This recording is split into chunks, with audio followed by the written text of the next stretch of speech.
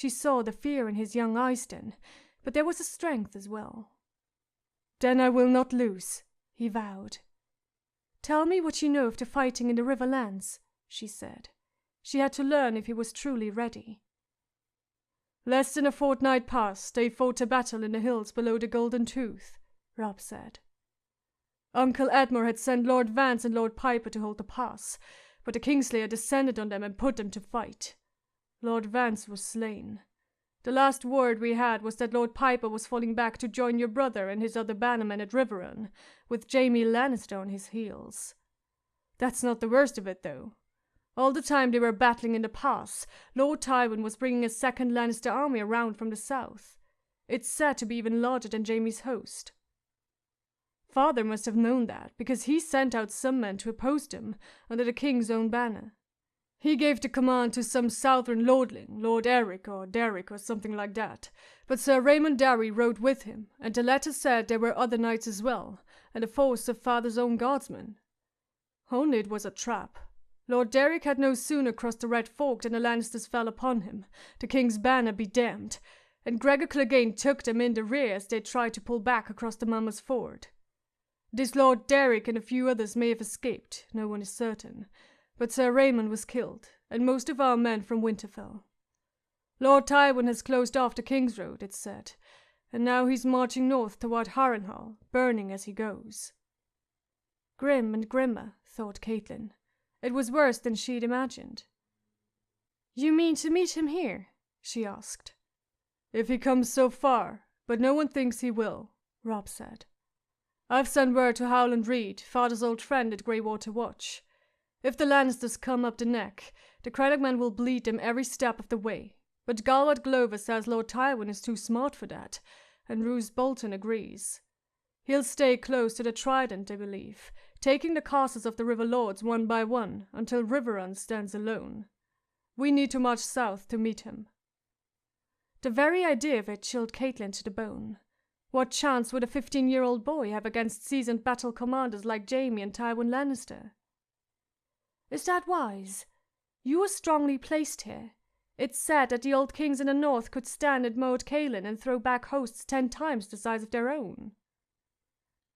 "Yes, but our food and supplies are running low, and this is not land we can live off easily. We've been waiting for Lord Manderley, but now that his sons have joined us, we need to march." She was hearing the Lord's bannermen speaking with her son's voice, she realized. Over the years she had hosted many of them at Winterfell, and been welcomed with Ned to their own hearths and tables. She knew what sorts of men they were, each one. She wondered if Robb did. And yet there was sense in what they said. This host her son had assembled was not a standing army such as the free cities were accustomed to maintain, nor a force of guardsmen paid in coin. Most of them were small folk, crafters, field hands, fishermen, sheep herders, the sons of innkeeps and traders and tanners, leavened with a smattering of sellswords and free riders hungry for plunder. When their lords called, they came, but not forever. "Marching is all very well," she said to her son, "but where and to what purpose? What do you mean to do?" Robb hesitated. "The Great John thinks we should take the battle to Lord Tywin and surprise him," he said. "But the Glovers and the Carstarks feel we'd be wiser to go around his army and join up with Uncle Sir Edmure against the Kingslayer." He ran his fingers through his shaggy mane of auburn hair, looking unhappy. "Though by the time we reach Riverrun, I'm not certain." "Be certain," Catelyn told her son, "or go home and take up that wooden sword again.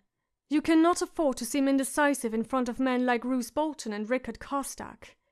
Make no mistake, Robb, these are your bannermen, not your friends. You named yourself battle commander. Command." Her son looked at her, startled, as if he could not credit what he was hearing. "As you say, mother." "I'll ask you again, what do you mean to do?" Robb drew a map across the table, a ragged piece of old leather covered with lines of faded paint. One end curled up from being rolled. He weighed it down with his dagger. "Both plans have virtues, but look, if we try to swing around Lord Tywin's host, we take the risk of being caught between him and the Kingslayer, and if we attack him, By all reports, he has more men than I do, and a lot more armored horse. The Greatjon says that won't matter if we catch him with his breeches down, but it seems to me that a man who has fought as many battles as Tywin Lannister won't be so easily surprised." "Good," she said. She could hear echoes of Ned in his voice as he sat there, puzzling over the map. "Tell me more." "I'd leave a small force here to hold Moat Cailin, archers mostly, and march the rest down the causeway," he said. "But once we're below the neck, I'd split our host in two. The foot can continue down the King's Road, while our horsemen cross the Green Fork at the Twins." He pointed. "When Lord Tywin gets word that we've come south, he'll march north to engage our main host, leaving our riders free to hurry down the west bank to Riverrun." Robb sat back, not quite daring to smile, but pleased with himself and hungry for her praise. Catelyn frowned down at the map. "You'd put a river between the two parts of your army." "And between Jaime and Lord Tywin," he said eagerly. The smile came at last. "There's no crossing on the Green Fork above the Ruby Ford, where Robert won his crown. Not until the Twins, all the way up here, and Lord Frey controls that bridge. He's your father's bannerman, isn't that so?" The late Lord Frey, Catelyn thought. "He is," she admitted. "But my father has never trusted him. Nor should you." "I won't," Robb promised. "What do you think?" She was impressed despite herself. He looks like a Tully, she thought, yet he's still his father's son, and Ned taught him well. "Which force would you command?" "The horse," he answered at once. Again, like his father, Ned would always take the more dangerous task himself. "And the other?" "The Greatjon is always saying that we should smash Lord Tywin. I thought I'd give him the honor." It was his first misstep, but how to make him see it without wounding his fledgling confidence? "Your father once told me that the Greatjon was as fearless as any man he had ever known." Robb grinned. "Grey Wind ate 2 of his fingers, and he laughed about it. So you agree then?" "Your father is not fearless," Catelyn pointed out. "He is brave, but that is very different." Her son considered that for a moment. "The Eastern host will be all that stands between Lord Tywin and Winterfell," he said thoughtfully. "Well, them and whatever few bowmen I leave here at the moat. So I don't want someone fearless, do I?" "No. You want cold cunning, I should think, not courage." "Roose Bolton," Robb said at once. "That man scares me." "Then let us pray he will scare Tywin Lannister as well." Robb nodded and rolled up the map. "I'll give the commands and assemble an escort to take you home to Winterfell." Catelyn had fought to keep herself strong, for Ned's sake and for this stubborn, brave son of theirs. She had put despair and fear aside, as if they were garments she did not choose to wear, but now she saw that she had donned them after all. "I'm not going to Winterfell," she heard herself say, surprised at the sudden rush of tears that blurred her vision. "My father may be dying behind the walls of Riverrun. My brother is surrounded by foes. I must go to them." Chapter 56. Tyrion. Chella, daughter of Chake of the Black Ears, had gone ahead to scout, and it was she who brought back word of the army at the crossroads. "By their fires I call them 20,000 strong," she said. "Their banners are red, with a golden lion." "Your father?" Bronn asked. "Or my brother Jaime?" Tyrion said. "We shall know soon enough." He surveyed his ragged band of brigands. Near 300 stone crows, moon brothers, blackies, and burnt men, and those just the seed of the army he hoped to grow. Gunther, son of Gurn, was raising the other clans even now. He wondered what his lord father would make of them and their skins and bits of stolen steel. If truth be told, he did not know what to make of them himself. Was he their commander or their captive? Most of the time it seemed to be a little of both. "It might be best if I rode down alone," he suggested. "Best for Tyrion, son of Tywin," said Ulf, who spoke for the Moon Brothers. Shagga glowered, a fearsome sight to see. "Shagga, son of Dolf, likes this not. Shagga will go with the boyman, and if the boyman lies, Shagga will chop off his manhood." "And feed it to the goats, yes," Tyrion said wearily. "Shagga, I give you my word as a Lannister, I will return. Why should we trust your word? Chella was a small, hard woman, flat as a boy and no fool. Lowland lords have lied to the clans before. You wound me, Chella, Tyrion said. Here I thought we had become such friends, but as you will. You shall ride with me and Shagga and Conn for the Stone Crows, Ulf for the Moon Brothers, and Timett, son of Timett, for the Burnt Men. The clansmen exchanged wary looks as he named them. The rest shall wait here until I send for you. Try not to kill and maim each other while I'm gone. He put his heels to his horse and trotted off, giving them no choice but to follow or be left behind. Either was fine with him, so long as they did not sit down to talk for a day and a night. That was the trouble with the clans. They had an absurd notion that every man's voice should be heard in council, so they argued about everything endlessly. Even their women were allowed to speak. Small wonder that it had been hundreds of years since they last threatened the Vale with anything beyond an occasional raid. Tyrion meant to change that. Brom rode with him. Behind them, after a quick bit of grumbling, the 5 clansmen followed on their undersized garrons, scrawny things that looked like ponies and scrambled up rock walls like goats. The Stone Crows rode together, and Chella and Ulf stayed close as well, as the Moon Brothers and Black Ears had strong bonds between them. Timett, son of Timett, rode alone. Every clan in the Mountains of the Moon feared the Burnt Men, who mortified their flesh with fire to prove their courage and, the others said, roasted babies at their feasts. And even the other Burnt Men feared Timett, who had put out his own left eye with a white-hot knife when he reached the age of manhood. Tyrion gathered that it was more customary for a boy to burn off a nipple, a finger, or, if he was truly brave or truly mad, an ear. Timett's fellow Burnt Men were so awed by his choice of an eye that they promptly named him a Red Hand, which seemed to be some sort of a war chief. I wonder what their king burned off, Tyrion said to Bronn when he heard the tale. Grinning, the sellsword had tugged at his crotch, but even Bronn kept a respectful tongue around Timett. If a man was mad enough to put out his own eye, he was unlikely to be gentle to his enemies. Distant watchers peered down from towers of unmortared stone as the party descended through the foothills, and once Tyrion saw a raven take wing. Where the high road twisted between 2 rocky outcrops, they came to the first strong point. A low earthen wall 4 feet high closed off the road, and a dozen crossbowmen manned the heights. Tyrion halted his followers out of range and rode to the wall alone. "Who commands here?" he shouted up. The captain was quick to appear and even quicker to give them an escort when he recognized his lord's son. They trotted past blackened fields and burned holdfasts, down to the river lands and the green fork of the Trident. Tyrion saw no bodies, but the air was full of ravens and carrion crows. There had been fighting here, and recently. Half a league from the crossroad, a barricade of sharpened stakes had been erected, manned by pikemen and archers.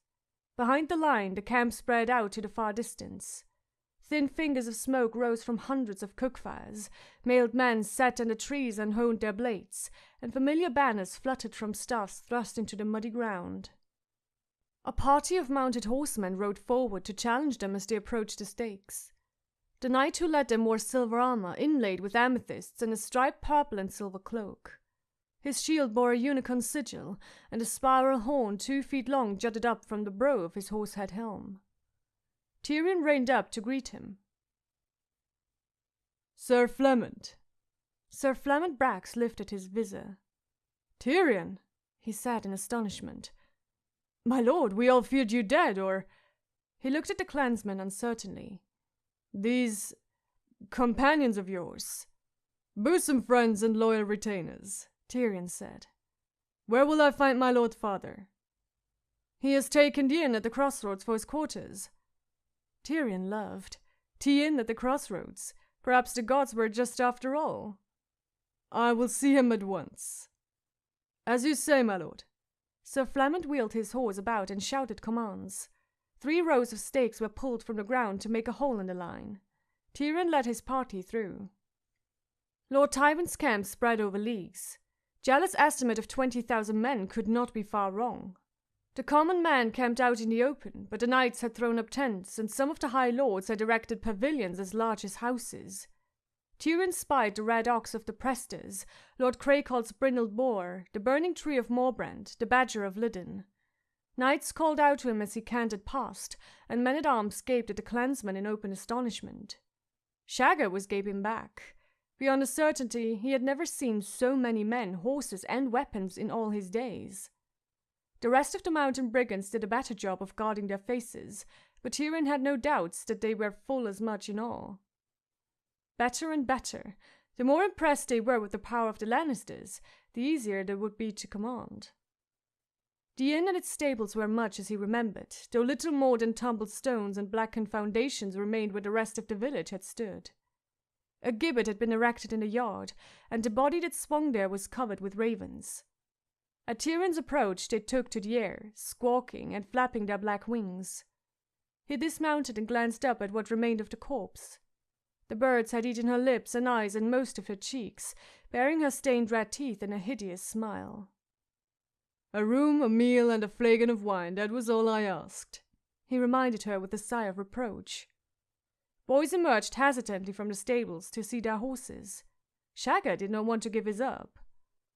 "The lad won't steal your mare," Tyrion assured him. "He only wants to give her some oats and water and brush out her coat." Shagga's coat could have used a good brushing too, but it would have been less than tactful to mention it. "You have my word, the horse will not be harmed." Glaring, Shagga let go his grip on the reins. "This is the horse of Shagga, son of Dolf!" he roared at the stable boy. "If he doesn't give her back, chop off his manhood and feed it to the goats," Tyrion promised. "Provided you can find some." A pair of house guards in crimson cloaks and lion-crested helms stood under the inn's sign, on either side of the door.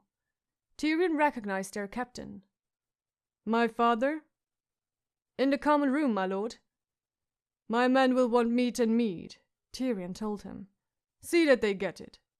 He entered the inn, and there was father. Tywin Lannister, Lord of Casterly Rock and Warden of the West, was in his middle 50s, yet hard as a man of 20.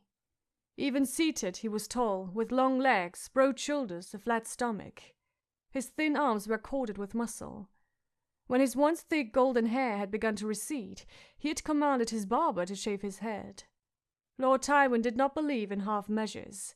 He razored his lip and chin as well, but kept his side whiskers, two great thickets of wiry golden hair that covered most of his cheeks from ear to jaw.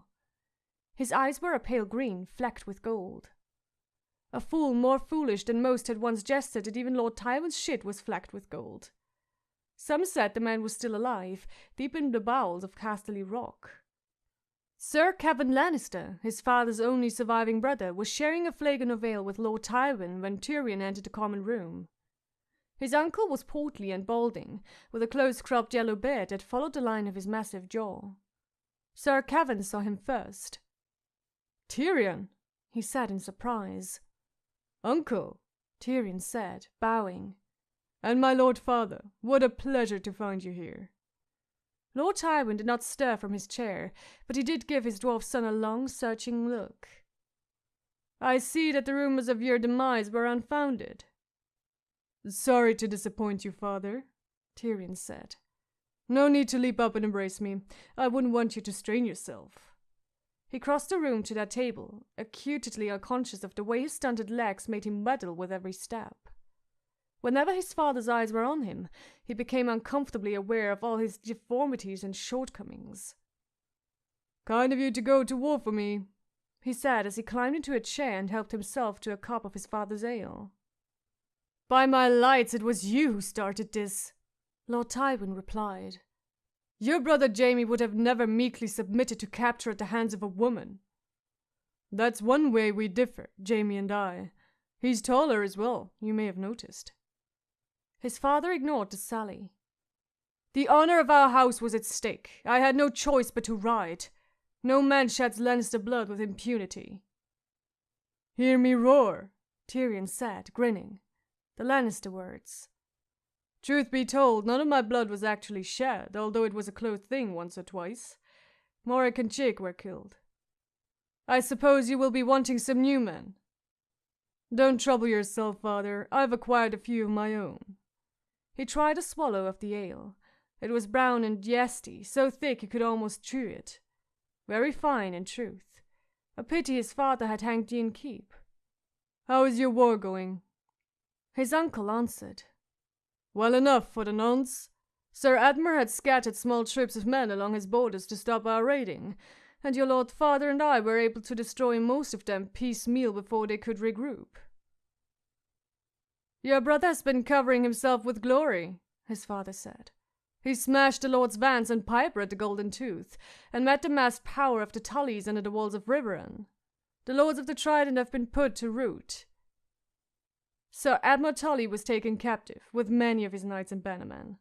Lord Blackwood led a few survivors back to Riverrun, where Jaime has them under siege. The rest fled to their own strongholds." "Your father and I have been marching on each in turn," Sir Kevin said.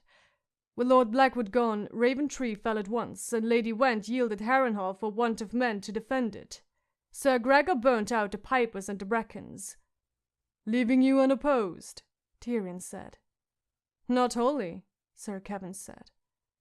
"The Malisters still hold Seaguard, and Walder Frey is marshalling his levies at the Twins." "No matter," Lord Tywin said. "Frey only takes the field when the scent of victory is in the air, and all he smells now is ruin. And Jason Mallister lacks the strength to fight alone. Once Jaime takes Riverrun, they will both be quick enough to bend the knee. Unless the Starks and the Arryns come forth to oppose us, this war is good as won." "I would not fret overmuch about the Arryns if I were you," Tyrion said. "The Starks are another matter. Lord Eddard is our hostage," his father said.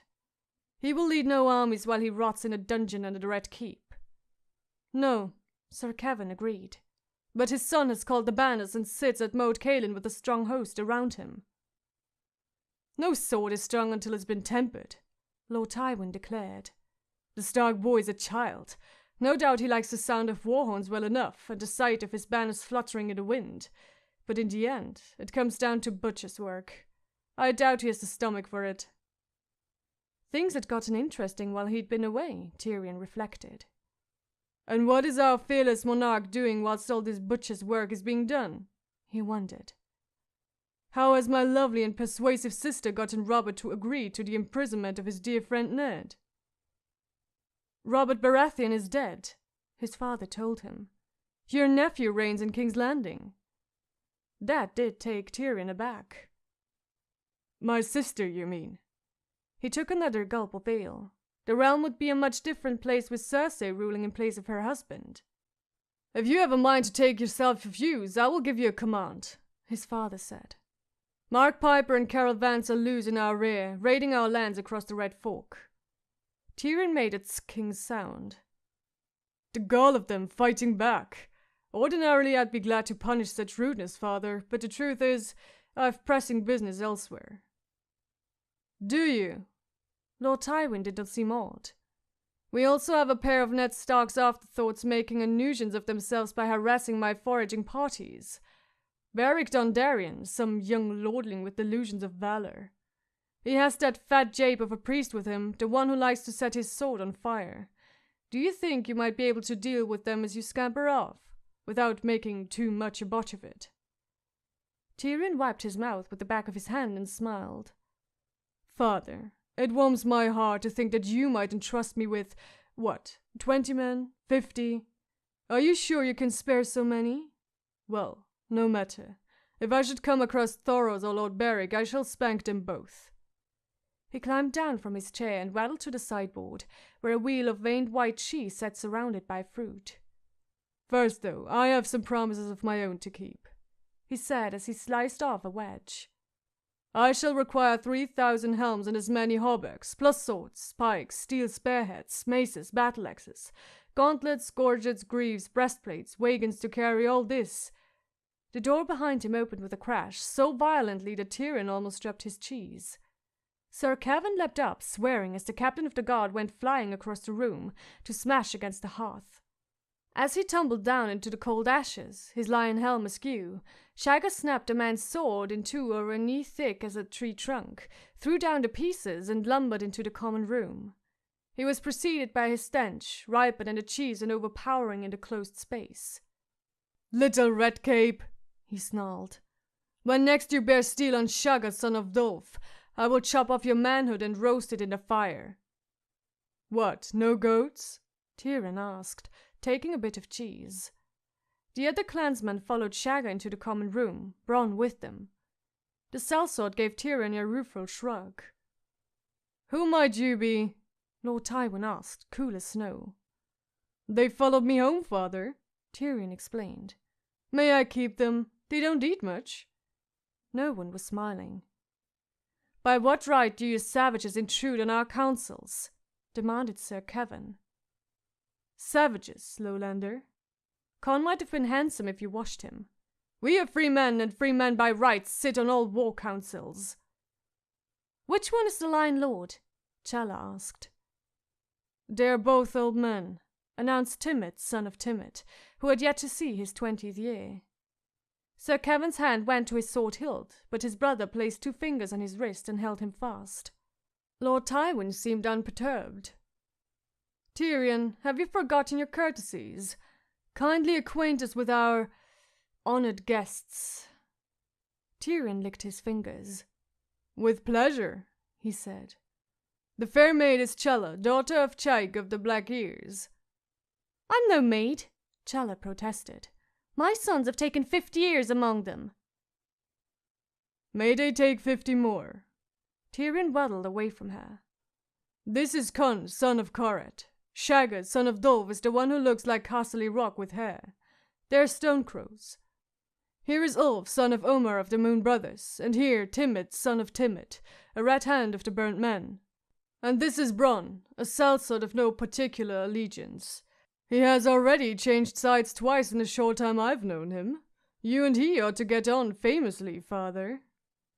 To Bronn and the clansmen he said, "May I present my lord father, Tywin, son of Tychus of House Lannister, lord of Casterly Rock, warden of the West, shield of Lannisport, and once and future hand of the king." Lord Tywin rose, dignified and correct. "Even in the West we know the prowess of the warrior clans of the Mountains of the Moon. What brings you down from your strongholds, my lords?" "Horses," said Shagga. "A promise of silk and steel," said Timett, son of Timett. Tyrion was about to tell his lord father how he proposed to reduce the Vale of Arryn to a smoking wasteland, but he was never given the chance. The door banged open again. The messenger gave Tyrion's clansman a quick, queer look as he dropped to one knee before Lord Tywin. "My lord," he said, "Sir Adam bid me tell you that the Stark host is moving down the causeway." Lord Tywin Lannister did not smile. Lord Tywin never smiled, but Tyrion had learned to read his father's pleasure all the same, and it was there on his face. "So the wolfling is leaving his den to play among the lions," he said in a voice of quiet satisfaction. "Splendid! Return to Sir Adam and tell him to fall back. He's not to engage the Northerners until we arrive, but I want him to arrest their flanks and draw them farther south." "It will be as you command." The rider took his leave. "We are well situated here," Sir Kevan pointed out. "Close to the ford and ringed by pits and spikes. If they're coming south, I say let them come and break themselves against us. The boy may hang back or lose his courage when he sees our numbers," Lord Tywin replied. "The sooner the Starks are broken, the sooner I shall be free to deal with Stannis Baratheon. Tell the drummers to beat assembly, and send word to Jaime that I'm marching against Robb Stark." "As you will," Sir Kevan said. Tyrion watched with a grim fascination as his lord father turned next to the half-wild clansman. "It is said that the men of the mountain clans are warriors without fear." "It is said truly," Conn of the Stone Crows answered. "And the women," Challa added. "Ride with me against my enemies, and you shall have all my son promised you, and more," Lord Tywin told them. "Would you pay us with our own coin?" Ulf, son of Umar, said. "Why should we need the father's promise when we have the son's?" "I said nothing of need," Lord Tywin replied. "My words were courtesy, nothing more. You need not join us. The men of the Winterlands are made of iron and ice, and even my boldest knights fear to face them." Oh, deftly done, Tyrion thought, smiling crookedly. "The burnt men fear nothing. Timett, son of Timett, will ride with the lions." "Wherever the burnt men go, the Stonecrows have been there first," Conn declared hotly. We ride as well. Shagga, son of Dilf, will chop off their manhoods and feed them to the crows. We will ride with you, Lion Lord, Chella, daughter of Cheg, agreed. But only if your half-man's son goes with us. He has bored his breath with promises. Until we hold the steel as pledged us, his life is ours. Lord Tywin turned his gold-flecked eyes on his son. Joy, Tyrion said with a resigned smile. Chapter 57. Sansa. The walls of the throne room had been stripped bare, the hunting tapestries that King Robert loved taken down, and stacked in a corner in an untidy heap. Sir Mandon Moore went to take his place under the throne beside two of his fellows of the Kingsguard. Sansa hovered by the door, for once unguarded. The Queen had given her freedom of the castle as a reward for being good, yet even so, she was escorted everywhere she went. Honor guards for my daughter-to-be, the Queen called them, but they did not make Sansa feel honored. Freedom of the castle meant that she could go wherever she chose within the Red Keep, so long as she promised not to go beyond the walls, a promise Sansa had been more than willing to give. She couldn't have gone beyond the walls anyway. The gates were watched day and night by Janos Slynt's gold cloaks, and Lannister house guards were always about as well. Besides, even if she could leave the castle, where would she go? It was enough that she could walk in the yard, pick flowers in Myrcella's garden, and visit the Sept to pray for her father. Sometimes she prayed in the Godswood as well, since the Starks kept the old gods. This was the first court session of Joffrey's reign, so Sansa looked about nervously. A line of Lannister house guards stood beneath the western windows, a line of gold-cloaked city watchmen beneath the east. Of small folk and commoners she saw no sign, but under the gallery a cluster of lords great and small milled restlessly. There were no more than 20, where 100 had been accustomed to wait upon King Robert. Sansa slipped in among them, murmuring greetings as she worked her way toward the front. She recognized black-skinned Jalabad Xo, gloomy Sir Aaron Santega, the Redwyne twins Horror and Slubber. Only none of them seemed to recognize her, or if they did, they shied away as if she had the Grey Plague. Sickly Lord Giles covered his face at her approach and feigned a fit of coughing, and when funny drunken Sir Dontos started to hail her, Sir Balon Swann whispered in his ear, and he turned away. And so many others were missing. Where had the rest of them gone? Sansa wondered. Vainly, she searched for friendly faces. Not one of them would meet her eyes. It was as if she had become a ghost, dead before her time. Grandmaster Pycelle was seated alone at a council table, seemingly asleep, his hands clasped together atop his bed. She saw Lord Varys hurry into the hall, his feet making no sound. A moment later, Lord Baelish entered through the tall doors in the rear, smiling. He chatted amiably with Sir Balon and Sir Dontos as he made his way to the front. Butterflies fluttered nervously in Sansa's stomach. I shouldn't be afraid, she told herself. I have nothing to be afraid of. It will all come out well. Joff loves me and the Queen does too. She said so. A herald's voice rang out. All hail his grace, Joffrey of the house Baratheon and Lannister, the first of his name, King of the Andals, the Rhoynar and the First Men, and Lord of the Seven Kingdoms. All hail his lady mother, Cersei of House Lannister, Queen Regent, Light of the West, and Protector of the Realm. Sir Barristan Selmy, resplendent in white plate, led them in. Sir Aerys Oakheart escorted the Queen, while Sir Boros Blount walked beside Joffrey, so 6 of the Kingsguard were now in the hall, all the white swords save Jaime Lannister alone. Her king now, took the steps of the Iron Throne 2 at a time, while his mother was seated with the council. Joff wore plush black velvet slashed with crimson, a shimmering cloth of gold cape with a high collar, and on his head a golden crown crusted with rubies and black diamonds. When Joffrey turned to look out over the hall, his eye caught Sansa's. He smiled, seated himself, and spoke. It is a king's duty to punish the disloyal and reward those who are true. Grandmaster Pycelle, I command you to read my decrees. Pycelle pushed himself to his feet. He was clad in a magnificent robe of thick red velvet, with an ermine collar and shiny gold fastenings.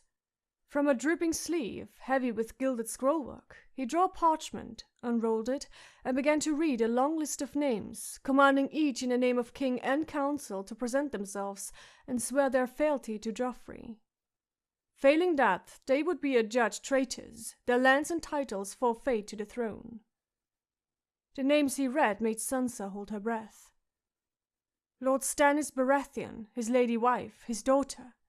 Lord Renly Baratheon, both Lord Royces and their sons, Sir Loras Tyrell, Lord Mace Tyrell, his brothers, uncles, sons, the Red Priest, Thoros of Myr, Lord Beric Dondarrion, Lady Lisa Arryn and her son, the little Lord Robert, Lord Hoster Tully, his brother Sir Brynden, his son Sir Edma, Lord Jason Mallister, Lord Bryce Caron of the Marches, Lord Titus Blackwood, Lord Walder Frey and his heir Sir Stavron, Lord Carol Vance, Lord Jonas Bracken, Lady Sheila Went, Doran Martell, Prince of Dorne, and all his sons.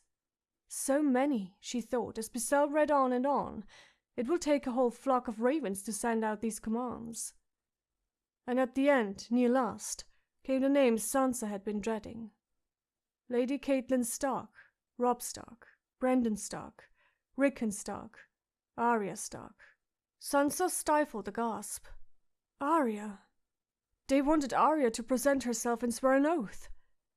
It must mean her sister had fled on the galley. She must be safe at Winterfell by now. Grandmaster Pycelle rolled up the list, tucked it up his left sleeve, and pulled another parchment from his right. He cleared his throat and resumed. In the place of the traitor Eddard Stark, it is the wish of his grace that Tywin Lannister, Lord of Casterly Rock and Warden of the West, take up the office of Hand of the King, to speak with his voice, lead his armies against his enemies, and carry out his royal will. So the king has decreed. The small council consents.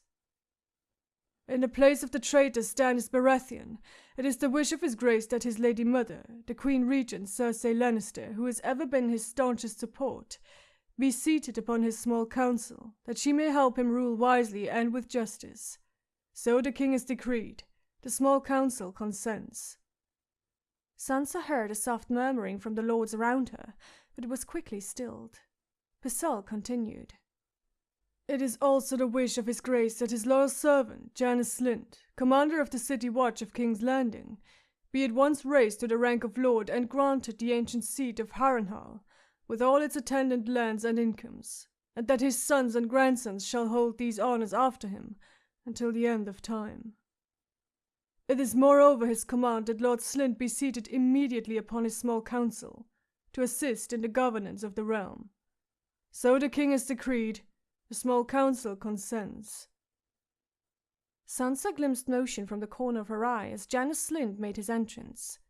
This time, the muttering was louder and angrier. Proud lords whose houses went back thousands of years made way reluctantly for the balding, frog-faced commoner as he marched past.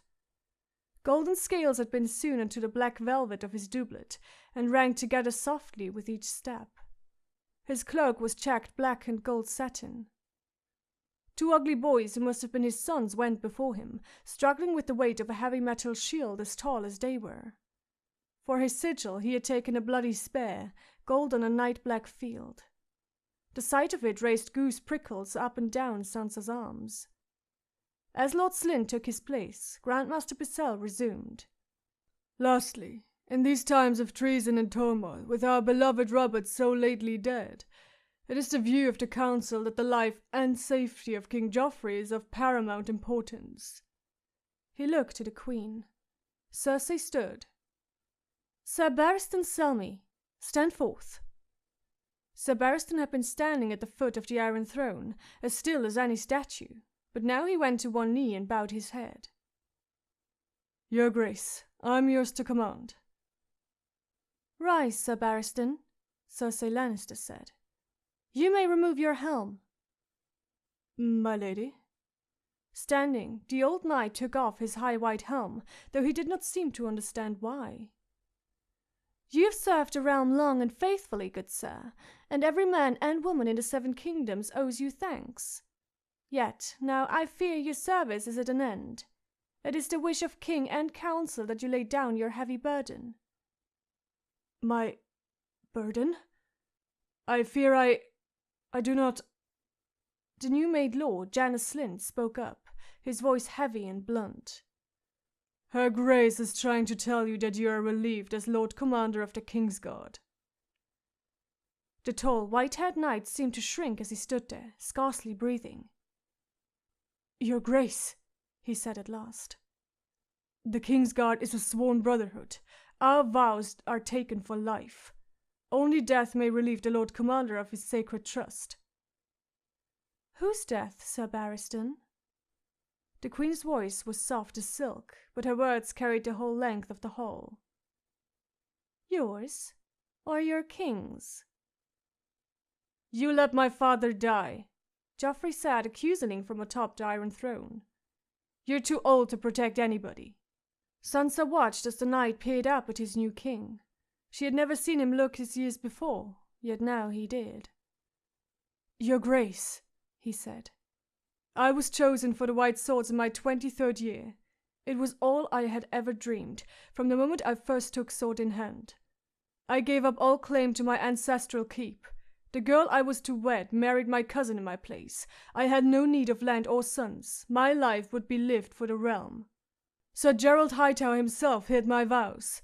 To ward the king with all my strength. To give my blood for his. I fought beside the White Bull and Prince Luwin of Dorne, beside Sir Arthur Dayne, the Sword of the Morning. Before I served your father, I helped shield King Aerys, and his father Jaehaerys before him. 3 kings. And all of them dead, Littlefinger pointed out. Your time is done, Cersei Lannister announced. Joffrey requires men around him who are young and strong. The council has determined that Sir Jaime Lannister will take your place as the Lord Commander of Sworn Brothers of the White Swords. The Kingslayer, Sir Barristan said, his voice hard with contempt.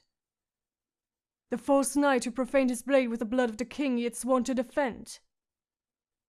Have a care for your words, sir, the Queen warned. You are speaking of our beloved brother, your king's own blood.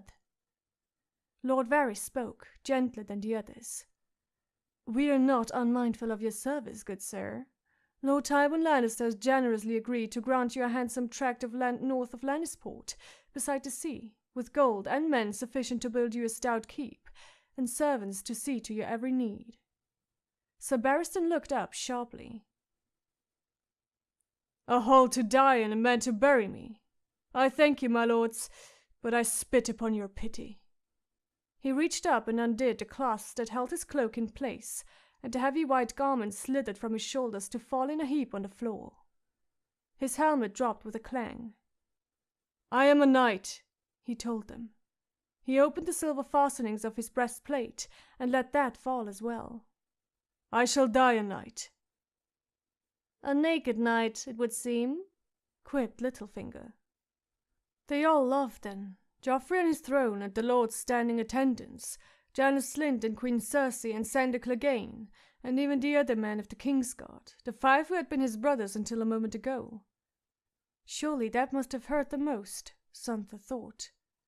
Her heart went out to the gallant old man as he stood shamed and red-faced, too angry to speak. Finally, he drew his sword. Sansa heard someone gasp. Sir Bors and Sir Meryn moved forward to confront him, but Sir Barristan froze them in place with a look that dripped contempt. Have no fear, sirs. Your king is safe. No thanks to you. Even now I could cut through the 5 of you as easy as a dagger cuts cheese. If you would serve under the Kingslayer, not a one of you is fit to wear the white. He flung his sword at the foot of the Iron Throne. Here, boy, melt it down and add it to the others if you like. It will do you more good than the swords in the hands of these 5. Perhaps Lord Stannis will chance to sit on it when he takes your throne. He took the long way out, his steps ringing loud against the floor and echoing off the bare stone walls. Lords and ladies parted to let him pass.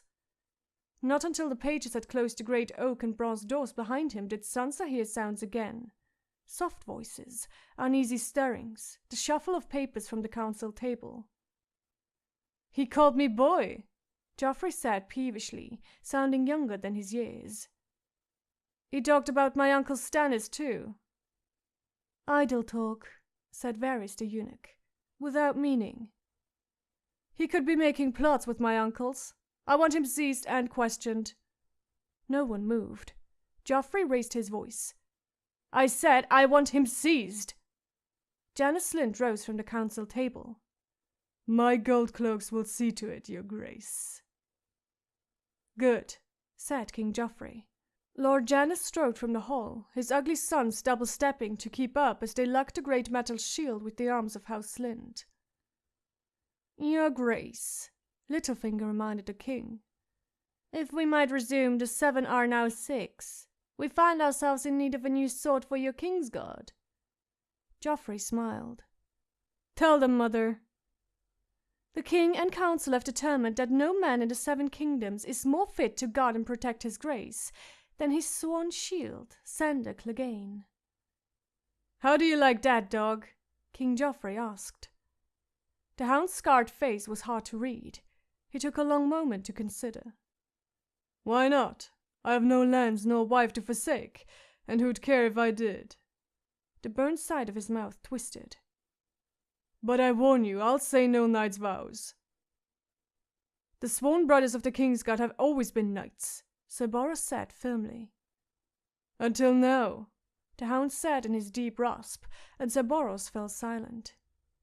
When the king's herald moved forward, Sansa realized the moment was almost at hand. She smoothed down the cloth of her skirt nervously. She was dressed in mourning, as a sign of respect for the dead king, but she had taken special care to make herself beautiful. Her gown was the ivory silk that the queen had given her, the one Arya had ruined, but she'd had them dyed black and you couldn't see the stain at all. She had fretted over her jewelry for hours, and finally decided upon the elegant simplicity of a plain silver chain. The herald's voice boomed out. If any man in this hall has other matters to set before his grace, let him speak now or go forth and hold his silence. Sansa quailed. Now, she told herself. I must do it now. Gods give me courage. She took one step, then another. Lords and knights stepped aside silently to let her pass, and she felt the weight of their eyes on her. I must be as strong as my lady mother. Your grace, she called out in a soft, tremulous voice. The height of the Iron Throne gave Joffrey a better vantage point than anyone else in the hall. He was to see her first. Come forward, my lady, he called out, smiling. His smile emboldened her, made her feel beautiful and strong. He does love me. He does. Sansa lifted her head and walked toward him, not too slow and not too fast. She must not let them see how nervous she was. The Lady Sansa of House Stark, the herald cried. She stopped under the throne at the spot where Sir Barristan's white cloak lay puddled on the floor beside his helm and breastplate. Do you have some business for king and council, Sansa? The queen asked from the council table. I do. She knelt on the cloak, so as not to spoil her gown, and looked up at her prince on his fearsome black throne. As it please your grace, I ask mercy for my father, Lord Eddard Stark, who was the hand of the king. She had practiced the words 100 times. The queen sighed. Sansa, you disappoint me. What did I tell you about traitor's blood? Your father has committed grave and terrible crimes, my lady, Grandmaster Pycelle intoned. Poor sad thing, sighed Varys. She is only a babe, my lords. She does not know what she asks. Sansa had eyes only for Joffrey. He must listen to me, he must, she thought. The king shifted on his seat. Let her speak, he commanded. I want to hear what she says. Thank you, your grace. Sansa smiled, a shy, secret smile, just for him. He was listening. She knew he would. Treason is a noxious weed, Pycelle declared solemnly. It must be torn up, root and stem and seed, lest new traitors sprout from every roadside. Do you deny your father's crime? Lord Baelish asked. No, my lords. Sansa knew better than that. I know he must be punished. All I ask is mercy. I know my lord father must regret what he did. He was King Robert's friend, and he loved him. You all know he loved him. He never wanted to be hanged until the king asked him. They must have lied to him. Lord Renly or Lord Stannis or somebody. They must have lied, otherwise... King Joffrey leaned forward, hands grasping the arms of the throne. Broken sword points fanned out between his fingers. He said I wasn't a king. Why did he say that? His leg was broken, Sansa replied eagerly. It hurt ever so much. Master Pycelle was giving him milk of the poppy, and they say that milk of the poppy fills your head with clouds. Otherwise he would never have said it. Varys said, "A child's faith, such sweet innocence. And yet they say wisdom oft comes from the mouths of babes." "Treason is treason," Pycelle replied at once. Joffrey rocked restlessly on the throne. "Mother?" Cersei Lannister considered Sansa thoughtfully. "If Lord Eddard were to confess his crime," she said at last, "we would know he had repented his folly." Joffrey pushed himself to his feet. "Please," Sansa thought, "please, please, be the king I know you are, good and kind and noble, please." "Do you have any more to say?" he asked her. "Only that as you love me, you do me this kindness, my prince," Sansa said. King Joffrey looked her up and down. "Your sweet words have moved me," he said gallantly, nodding as if to say all would be well. "I shall do as you ask. But first your father has to confess. He has to confess and say that I am the king, or there will be no mercy for him." "He will," Sansa said, heart soaring. "Oh, I know he will." Chapter 58. Eddard. The straw on the floor stank of urine. There was no window, no bed, not even a slop bucket. He remembered walls of pale red stone festooned with patches of nitre, a grey door of splintered wood, 4 inches thick and studded with iron. He had seen them, briefly, a quick glimpse as they shoved him inside.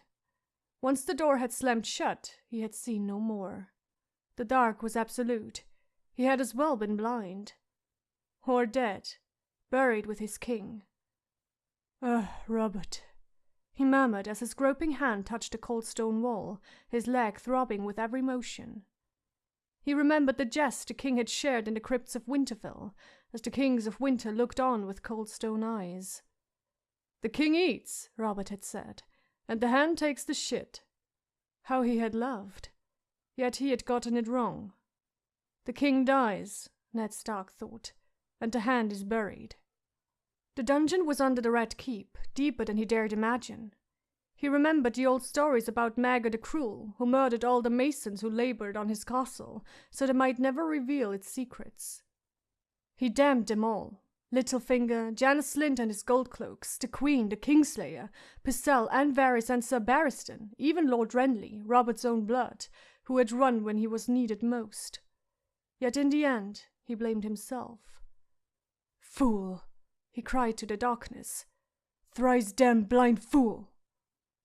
Cersei Lannister's face seemed to float before him in the darkness. Her hair was full of sunlight, but there was mockery in her smile. "When you play the Game of Thrones, you win or you die," she whispered. Ned had played and lost, and his men had paid the price of his folly with their lives' blood. When he thought of his daughters, he would have wept gladly, but the tears would not come. Even now, he was a Stark of Winterfell, and his grief and his rage froze hard inside him. When he kept very still, his leg did not hurt so much, so he did his best to lie unmoving. For how long he could not say. There was no sun and no moon. He could not see to mark the walls. Ned closed his eyes and opened them. It made no difference. He slept and woke and slept again. He did not know which was more painful, the waking or the sleeping. When he slept, he dreamed. Dark, disturbing dreams of blood and broken promises. When he woke, there was nothing to do but think, and his waking thoughts were worse than nightmares. The thought of Cat was as painful as a bed of nettles. He wondered where she was, what she was doing. He wondered whether he would ever see her again. Hours turned to days, or so it seemed. He could feel a dull ache in his shattered leg, an itch beneath the plaster. When he touched his thigh, the flesh was hot to his fingers. The only sound was his breathing. After a time, he began to talk aloud, just to hear a voice. He made plans to keep himself sane, built castles of hope in the dark.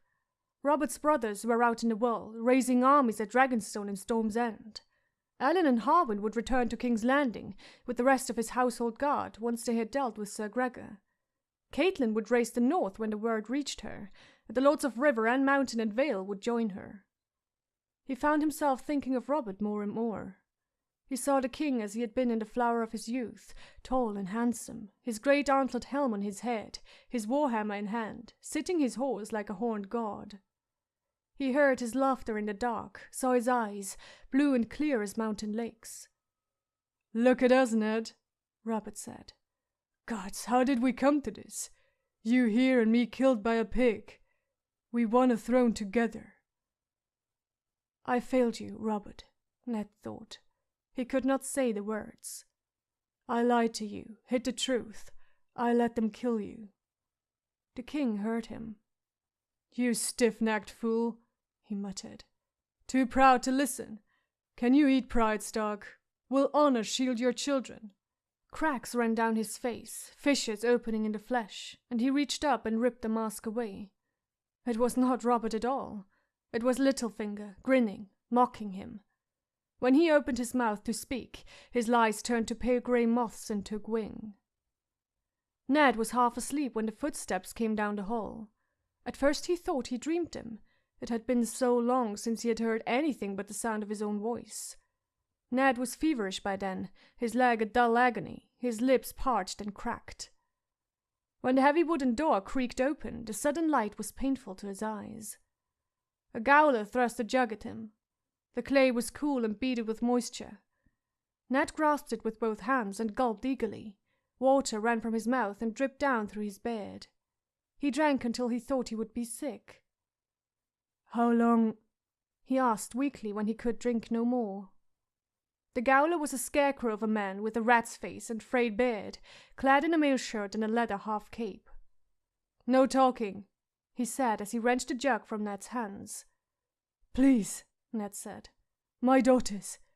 The door crashed shut. He blinked as the light vanished, lowered his head to his chest, and curled up on a straw. It no longer stank of urine and shit. It no longer smelled at all. He could no longer tell the difference between waking and sleeping. The memory came creeping upon him in the darkness, as vivid as a dream. It was the year of false spring, and he was 18 again, down from the Eyrie to the Tournay at Harrenhal. He could see the deep green of the grass and smell the pollen on the wind. Warm days and cool nights and the sweet taste of wine. He remembered Brandon's laughter and Robert's berserk valor in the melee, the way he loved as he unhorsed men left and right. He remembered Jaime Lannister, a golden youth in scaled white armor, kneeling on the grass in front of the king's pavilion and making his vows to protect and defend King Aerys. Afterward, Sir Oswald Went helped Jaime to his feet, and the White Bull himself, Lord Commander Sir Gerald Hightower, fastened the snowy cloak of the Kingsguard about his shoulders. All 6 white swords were there to welcome their newest brother. Yet when the jousting began, the day belonged to Rhaegar Targaryen. The crown prince wore the armor he would die in. Gleaming black plate with 3-headed dragon of his house wrought in rubies on the breast. A plume of scarlet silk streamed behind him when he rode, and it seemed no lance could touch him. Brandon fell to him, and bronzed John Royce, and even the splendid Sir Arthur Dayne, the sword of the morning. Robert had been jesting with John and old Lord Hunter as the prince circled the field after unhorsing Sir Barristan in the final tilt to claim the champion's crown. Ned remembered the moment when all the smiles died, when Prince Rhaegar Targaryen urged his horse past his own wife, the Dornish princess Elia Martell, to lay the Queen of Beauty's laurel in Lyanna's lap. He could see it still, a crown of winter roses, blue as frost. Ned Stark reached out his hand to grasp the flowery crown, but beneath the pale blue petals the thorns lay hidden. He felt them clawing at his skin, sharp and cruel, saw the slow trickle of blood run down his fingers, and woke, trembling, in the dark. "Promise me, Ned," his sister had whispered from her bed of blood. She had loved the scent of winter roses. "God save me," Ned wept. "I'm going mad." The gods did not deign to answer. Each time the turnkey brought him water, he told himself another day had passed. At first he would beg the man for some word of his daughters and the world beyond his cell. Grunts and kicks were his only replies. Later, when the stomach cramps began, he begged for food instead. It made no matter. He was not fed. Perhaps the Lannisters meant for him to starve to death. No, he told himself. If Cersei had wanted him dead, he would have been cut down in the throne room with his men. She wanted him alive. Weak, desperate, yet alive. Catelyn held her brother. She dare not kill him or the imp's life would be forfeit as well. From outside his cell came the rattle of iron chains. As the door creaked open, Ned put a hand to the damp wall and pushed himself toward the light. The glare of a torch made him squint. "Food," he croaked. "Wine," a voice answered. It was not the red-faced man. This Scowler was stouter, shorter, though he wore the same leather half-cape and spiked steel cap. "Drink, Lord Eddard." He thrust a wineskin into Ned's hands. The voice was strangely familiar, yet it took Ned Stark a moment to place it. "Varys?" he said groggily when it came. He touched the man's face. "I'm not dreaming this. You're here." The eunuch's plump cheeks were covered with a dark stubble of beard. Ned felt the coarse hair with his fingers. Varys had transformed himself into a grizzled turnkey, reeking of sweat and sour wine. "How did you... What sort of magician are you?" "A thirsty one," Varys said. "Drink, my lord." Ned's hands fumbled at the skin. "Is this the same poison they gave Robert?" "You wrong me," Varys said sadly. "Truly, no one loves a eunuch. Give me the skin." He drank, a trickle of red leaking from the corner of his plump mouth. "Not the equal of the vintage you offered me the night of the tourney, but no more poisonous than most," he concluded, wiping his lips. "Here." Ned tried to swallow. Drex. He felt as though he were about to bring the wine back up. "All men must swallow the sour with the sweet, high lords and eunuchs alike. Your hour has come, my lord." "My daughters." "The younger girl escaped Sir Meryn and fled," Varys told him. "I have not been able to find her, nor have the Lannisters. A kindness there. Our new king loves her not.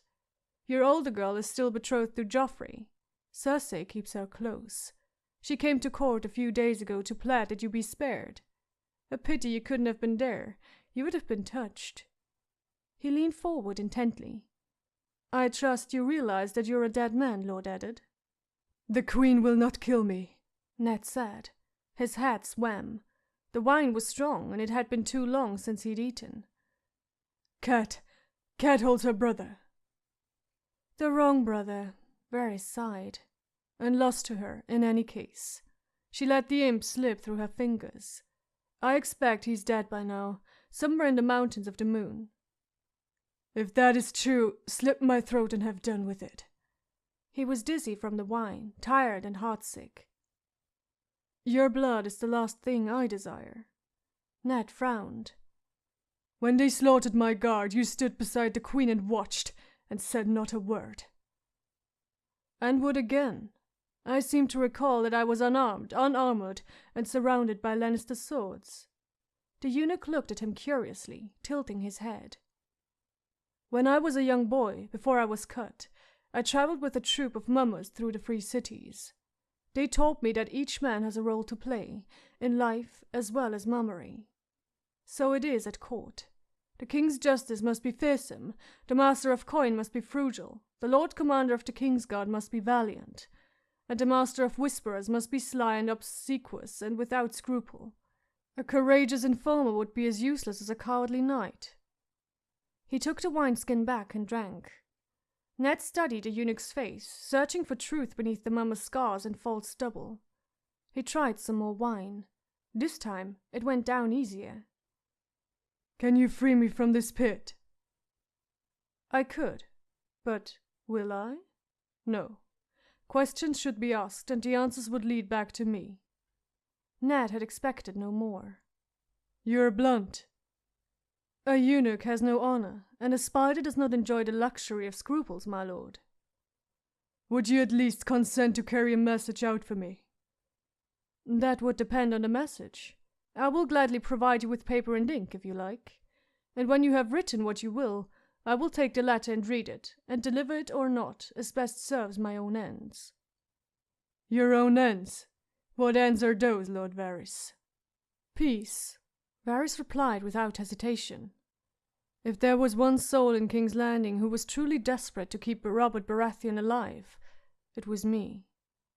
He sighed. For 15 years I protected him from his enemies, but I could not protect him from his friends. What strange fit of madness led you to tell the Queen that you had learned the truth of Joffrey's birth? The madness of mercy, Ned admitted. Ah, said Varys. To be sure. You are an honest and honorable man, Lord Eddard. Oft-times I forget that. I have met so few of them in my life. He glanced around the cell. When I see what honesty and honor have won you, I understand why. Ned Stark laid his head back against the damp stone wall and closed his eyes. His leg was throbbing. The king's wine. Did you question Lancel? Oh, indeed. Cersei gave him the wineskins and told him it was Robert's favorite vintage. The eunuch shrugged.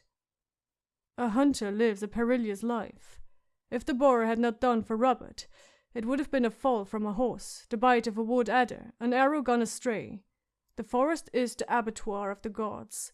It was not wine that killed the king. It was your mercy. Ned had feared as much. Gods forgive me. If there are gods, Varys said, I expect they will. The Queen would not have waited long in any case.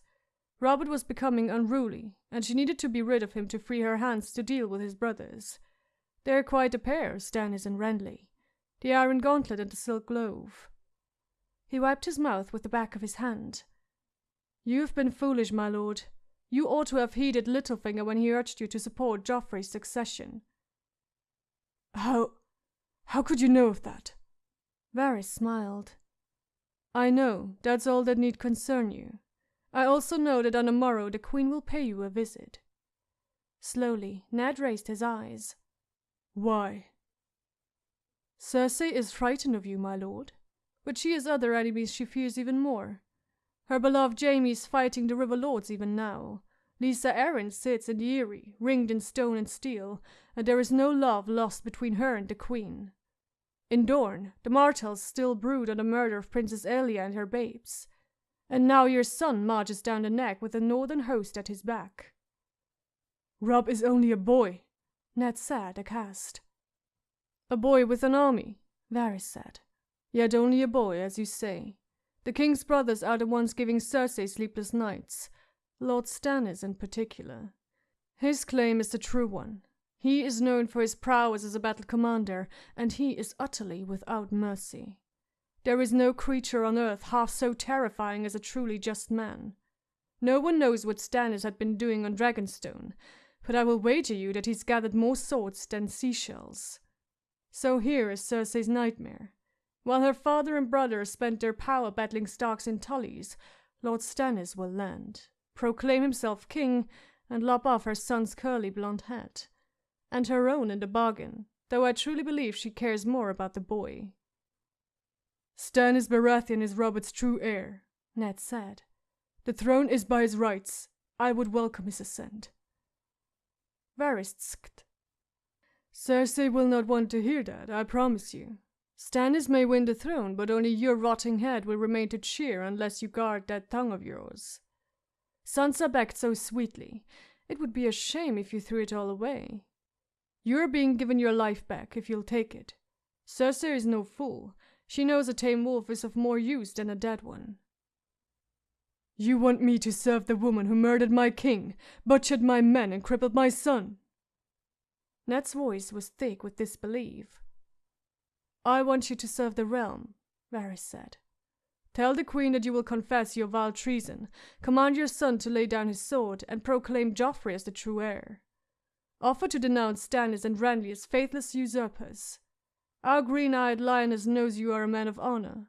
If you will give her the peace she needs and the time to deal with Stannis, and pledge to carry her secret to your grave, I believe she will allow you to take the black and live out the rest of your days in the Wall with your brother and that base-born son of yours." The thought of Jon filled Ned with a sense of shame and a sorrow too deep for words. If only he could see the boy again, sit and talk with him. Pain shot through his broken leg, beneath the filthy grey plaster of his cast. He winced, his fingers opening and closing helplessly. "Is this your own scheme?" he gasped out at Varys. "Or are you in league with Littlefinger?" That seemed to amuse the eunuch. "I would sooner wed the Black Goat of Qohor. Littlefinger is the second most devious man in the Seven Kingdoms. Oh, I feed him choice whispers, sufficient so that he thinks I am his, just as I allow Cersei to believe I am hers. And just as you let me believe that you were mine. Tell me, Lord Varys, who do you truly serve?" Varys smiled thinly. "Why, the realm, my good lord. However could you doubt that? I swear it by my lost manhood. I serve the realm, and the realm needs peace." He finished the last swallow of wine and tossed the empty skin aside. "So, what is your answer, Lord Eddard? Give me your word that you will tell the queen what she wants to hear when she comes calling." "If I did, my word would be as hollow as an empty suit of armor. My life is not so precious to me as that." "Pity." The eunuch stood. "And your daughter's life, my lord? How precious is that?" A chill pierced Ned's heart. "My daughter." "Surely you did not think I'd forgotten about your sweet innocent, my lord? The queen most certainly has not." "No," Ned pleaded, his voice cracking. "Varys, God have mercy, do as you like with me, but leave my daughter out of your schemes. Sansa's no more than a child." "Rhaenys was a child too, Prince Rhaegar's daughter. A precious little thing, younger than your girls. She had a small black kitten she called Balerion, did you know? I always wondered what happened to him. Rhaenys liked to pretend he was the true Balerion, the Black Dread of old, but I imagine the Lannisters taught her the difference between a kitten and a dragon quick enough, the day they broke down her door." Varys gave a long, weary sigh, the sigh of a man who carried all the sadness of the world in a sack upon his shoulders. "The High Septon once told me that as we sin, so do we suffer. If that's true, Lord Eddard, tell me, why is it always the innocents who suffer most when you High Lords play your Game of Thrones? Ponder it, if you would, while you wait upon the Queen, and spare a thought for this as well. The next visitor who calls on you could bring you bread and cheese and the milk of the poppy for your pain. Or he could bring you Sansa's head. The choice, my dear Lord Hand, is entirely yours." Chapter 59. Catelyn. As the host trooped down the causeway through the black box of the Neck and spilled out into the riverlands beyond, Catelyn's apprehensions grew. She masked her fears behind a face kept still and stern, yet they were there all the same, growing with every league they crossed. Her days were anxious, her nights restless, and every raven that flew overhead made her clench her teeth.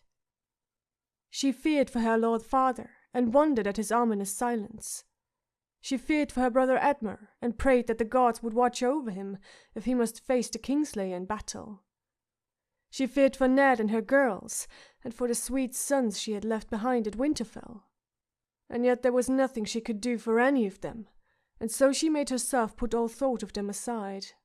"You must save your strength for Robb," she told herself.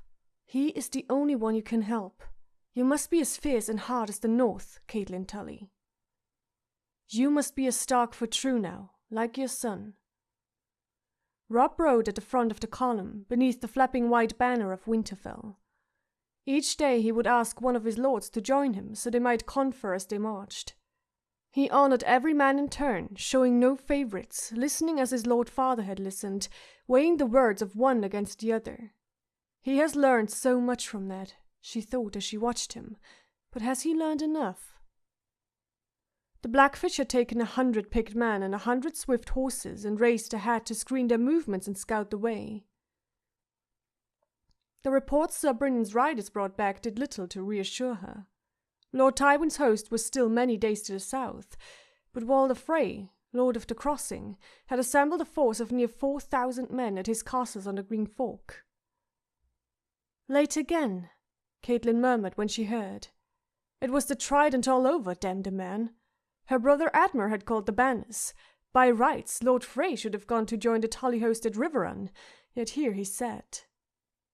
4,000 men, Robb repeated, more perplexed than angry. Lord Frey cannot hope to fight the Lannisters by himself. Surely he means to join his power to ours. Does he?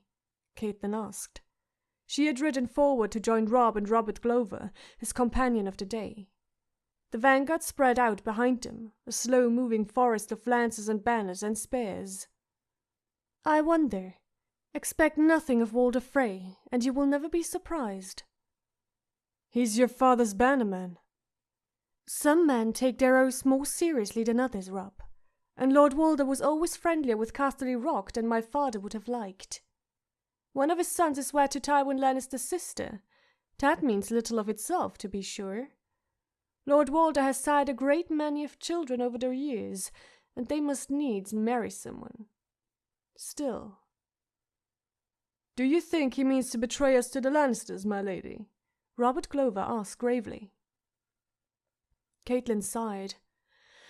If truth be told, I doubt even Lord Frey knows what Lord Frey intends to do. He has an old man's caution and a young man's ambition, and has never lacked for cunning. We must have the twins, mother, Robb said heatedly. There is no other way across the river. You know that.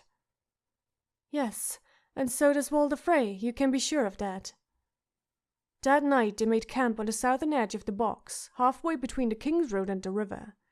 It was there Theon Greyjoy brought them further word from her uncle. Sir Bryndon says to tell you he's crossed swords with the Lannisters. There are a dozen scouts who won't be reporting back to Lord Tywin any time soon. Or ever. He grinned. Sir Adam Morbrand commands their outriders, and he's pulling back south, burning as he goes. He knows where we are, more or less, but the Blackfish vows he will not know when we split. Unless Lord Frey tells him, Caitlin said sharply. Theon, when you return to my uncle, tell him he is to place his best bowmen around the twins, day and night, with orders to bring down any raven they see leaving the battlements. I want no birds bringing word of my son's movements to Lord Tywin. Sir Bryndon has seen to it already, my lady, Theon replied with a cocky smile. A few more blackbirds and we should have enough to take a pie. I'll save you their feathers for a hat.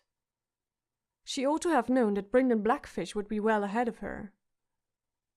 What have the Freys been doing while the Lannisters burn their fields and plunder their holdfasts? There's been some fighting between Sir Adam's men and Lord Walder's, Theon answered. Not a day's ride from here we found 2 Lannister scouts feeding the crows where the Frey had strung them up. Most of Lord Walder's strength remains massed at the twins, though. That bore Walder Frey's seal beyond a doubt, Caitlin thought bitterly. Hold back, wait, watch, take no risk unless forced to it. If he's been fighting the Lannisters, perhaps he does mean to hold to his vows, Robb said. Caitlin was less encouraged. Defending his own lands is one thing, open battle against Lord Tywin quite another.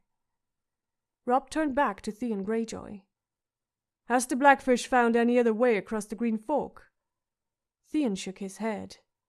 The river's running high and fast. Sir Bryndon says it can't be forded, not this far north. I must have that crossing, Robb declared, fuming. Oh, our horses might be able to swim the river, I suppose, but not with armored men on their backs. We'd need to build rafts to pole our steel across, helms and mail and lances, and we don't have the trees for that, or the time. Lord Tywin is marching north. He balled his hand into a fist. Lord Frey would be a fool to try and bar our way, Theon Greyjoy said with his customary easy confidence. We have 5 times his number. You can take the twins if you need, Robb. Not easily, Caitlin warned him. And not in time. While you were mounting your siege, Tywin Lannister would bring up his host and assault you from the rear." Robb glanced from her to Greyjoy, searching for an answer and finding none. For a moment, he looked even younger than his 15 years, despite his mail and sword and the stubble on his cheeks. "What would my lord father do?" he asked her. "Find a way across," she told him. "Whatever it took." The next morning it was Sir Brynden Tully himself who rode back to them. He had put aside the heavy plate and helm he'd worn as the Knight of the Gate for the lighter leather and mail of an outrider, but his obsidian fish still fastened his cloak. Her uncle's face was grave as he swung down off his horse. "There has been a battle under the walls of Riverrun," he said, his mouth grim. "We had it from a Lannister outrider we took captive. The Kingslayer has destroyed Edmund's host and sent the Lords of the Trident reeling in flight." A cold hand clutched at Catelyn's heart. "And my brother?" "Wounded and taken prisoner," Sir Brynden said. "Lord Blackwood and the other survivors are under siege inside Riverrun, surrounded by Jaime's host." Robb looked fretful. "We must get across this accursed river if we're to have any hope of relieving them in time." "That will not be easily done," her uncle cautioned. "Lord Frey has pulled his whole strength back inside his castles, and his gates are closed and barred." "Damn the man," Robb swore. "If the old fool does not relent and let me cross, he'll leave me no choice but to storm his walls. I'll put the twins down around his ears if I have to. We'll see how well he likes that." "You sound like a sulky boy, Robb," Catelyn said sharply. "A child sees an obstacle and his first thought is to run around it or knock it down. A lord must learn that sometimes words can accomplish what swords cannot." Robb's neck reddened at the rebuke. "Tell me what you mean, mother," he said meekly. "The Freys have held the crossing for 600 years, and for 600 years they have never failed to exact their toll." "What toll? What does he want?" She smiled. "That is what we must discover." "And what if I do not choose to pay this toll?" "Then you had best retreat back to Moat Cailin, deploy to meet Lord Tywin in battle, or grow wings. I see no other choices." Catelyn put her heels to her horse and rode off, leaving her son to ponder her words. It would not do to make him feel as if his mother were usurping his place. "Did you teach him wisdom as well as valor, Ned?" she wondered. "Did you teach him how to kneel?" The graveyards of the Seven Kingdoms were full of brave men who had never learned that lesson. It was near midday when their vanguard came in sight of the twins, where the Lords of the Crossing had their seat. The Green Fork ran swift and deep here, but the Freys had spanned it many centuries past and grown rich of the coin men paid them to cross. Their bridge was a massive arch of smooth grey rock, wide enough for 2 wagons to pass abreast. The water tower rose from the center of the span, commanding both road and river with its arrow slits, murder holes, and portcullises. It had taken the Freys 3 generations to complete their bridge. When they were done, they'd thrown up stout timber keeps on either bank, so no one might cross without their leave. The timber had long since given way to stone. The twins, 2 squat, ugly, formidable castles, identical in every respect, with the bridge arching between them, had guarded the crossing for centuries. High curtain walls, deep moats, and heavy oak and iron gates protected the approaches. The bridge footings rose from within stout inner keeps. There was a barbican and portcullis on either bank, and the water tower defended the span itself. One glance was sufficient to tell Catelyn that the castle would not be taken by storm. The battlements bristled with spears and swords and scorpions. There was an archer at every cranel and arrow slit. The drawbridge was up, the portcullis down, the gates closed and barred. The Greyjohn began to curse and swear as soon as he saw what awaited them. Lord Rickard Carstark glowered in silence. "That cannot be assaulted, my lords," Roose Bolton announced. "Nor can we take it by siege without an army on the far bank to invest the other castle," Helmund Tallhart said gloomily. Across the deep-running green waters, the western twin stood like a reflection of its eastern brother. "Even if we had the time, which, to be sure, we do not." As the northern lords studied the castle, a sally port opened, a plank bridge slid across the moat, and a dozen knights rode forth to confront them, led by 4 of Lord Walder's many sons. Their banner bore twin towers, dark blue on a field of pale silver grey. Sir Stephen Frey, Lord Walder's heir, spoke for them. The Freys all looked like weasels. Sir Stephen, past 60 with grandchildren of his own, looked like an especially old and tired weasel, yet he was polite enough. "My lord father has sent me to greet you, and inquire as to who leads this mighty host." "I do." Robb spurred his horse forward. He was in his armor, with the direwolf shield of Winterfell strapped to his saddle, and Greywind padding by his side. The old knight looked at her son with a faint flicker of amusement in his watery grey eyes, though his gelding whickered uneasily and sidled away from the direwolf. "My lord father would be most honored if you would share meat and mead with him in the castle, and explain your purpose here." His words crashed among the lord's bannermen like a great stone from a catapult. Not one of them approved. They cursed, argued, shouted down each other. "You must not do this, my lord." Galbert Glover pleaded with Robb. "Lord Walder is not to be trusted." Roose Bolton nodded. "Go in there alone and you're his. He can sell you to the Lannisters, throw you in a dungeon, or slit your throat, as he likes. If he wants to talk to us, let him open his gates, and we will all share his meat and mead," declared Sir Wendell Manderley. "Or let him come out and treat with Robb here, in plain sight of his men and ours," suggested his brother, Sir Willis. Caitlin Stark shared all their doubts, but she had only to glance at Sir Stephen to see that he was not pleased by what he was hearing. A few more words, and the chance would be lost. She had to act, and quickly. "I will go," she said loudly. "You, my lady?" The Great-Shan furrowed his brow. "Mother, are you certain?" Clearly Robb was not. "Nevermore," Caitlin lied glibly. "Lord Walder is my father's bannerman. I've known him since I was a girl. He would never offer me any harm." Unless he saw some profit in it, she added silently, but some truths did not bear saying, and some lies were necessary. "I am certain my lord father would be pleased to speak to the Lady Caitlin," Sir Stephen said. "To vouchsafe for our good intentions, my brother Sir Pervin will remain here until she is safely returned to you." "He shall be our honoured guest," said Robb. Sir Pervin, the youngest of the 4 Freys in the party, dismounted and handed the reins of his horse to a brother. "I require my lady mother's return by even fall, Sir Stephen," Robb went on. "It is not my intent to linger here long." Sir Stephen Frey gave a polite nod. "As you say, my lord." Caitlin spurred her horse forward and did not look back. Lord Walder's sons and envoys fell in around her. Her father had once said of Walder Frey that he was the only lord in the 7 kingdoms who could field an army out of his breeches. When the Lord of the Crossing welcomed Caitlin in the great hall of the East Castle, surrounded by 20 living sons, 36 grandsons, 19 great-grandsons, and numerous daughters, granddaughters, bastards, and grandbastards, she understood just what he had meant. Lord Walder was 90, a wizened pink weasel with a bald spotted head, too gouty to stand unassisted. His newest wife, a pale, frail girl of 16 years, walked beside his litter when they carried him in. She was the 8th Lady Frey. "It is a great pleasure to see you again after so many years, my lord," Caitlin said. The old man squinted at her suspiciously. "Is it? I doubt that. Spare me your sweet words, Lady Caitlin. I'm too old. Why are you here?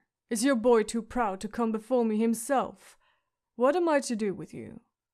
Caitlin had been a girl the last time she had visited the twins, but even then Lord Walder had been irascible, sharp of tongue, and blunt of manner. Age had made him worse than ever, it would seem. She would need to choose her words with care, and do her best to take no offence from his. "Father," Sir Stephen said reproachfully, "you forget yourself. Lady Stark is here at your invitation." "Did I ask you? You're not Lord Frey yet, not until I die. Do I look dead? I'll hear no instructions from you." "This is no way to speak in front of our noble guest, father," one of his youngest sons said. "Now my bastards presume to teach me courtesy," Lord Walder complained. "I'll speak any way I like, damn you. I've had 3 kings to guest in my life, and queens as well. Do you think I require lessons from the likes of you, Ryger?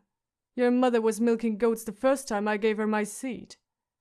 He dismissed the red-faced youth with a flick of his fingers, and gestured to 2 of his other sons. "Danville, Wayland, help me to my chair." They shifted Lord Walder from his litter and carried him to the high seat of the Freys, a tall chair of black oak whose back was carved in the shape of 2 towers linked by a bridge.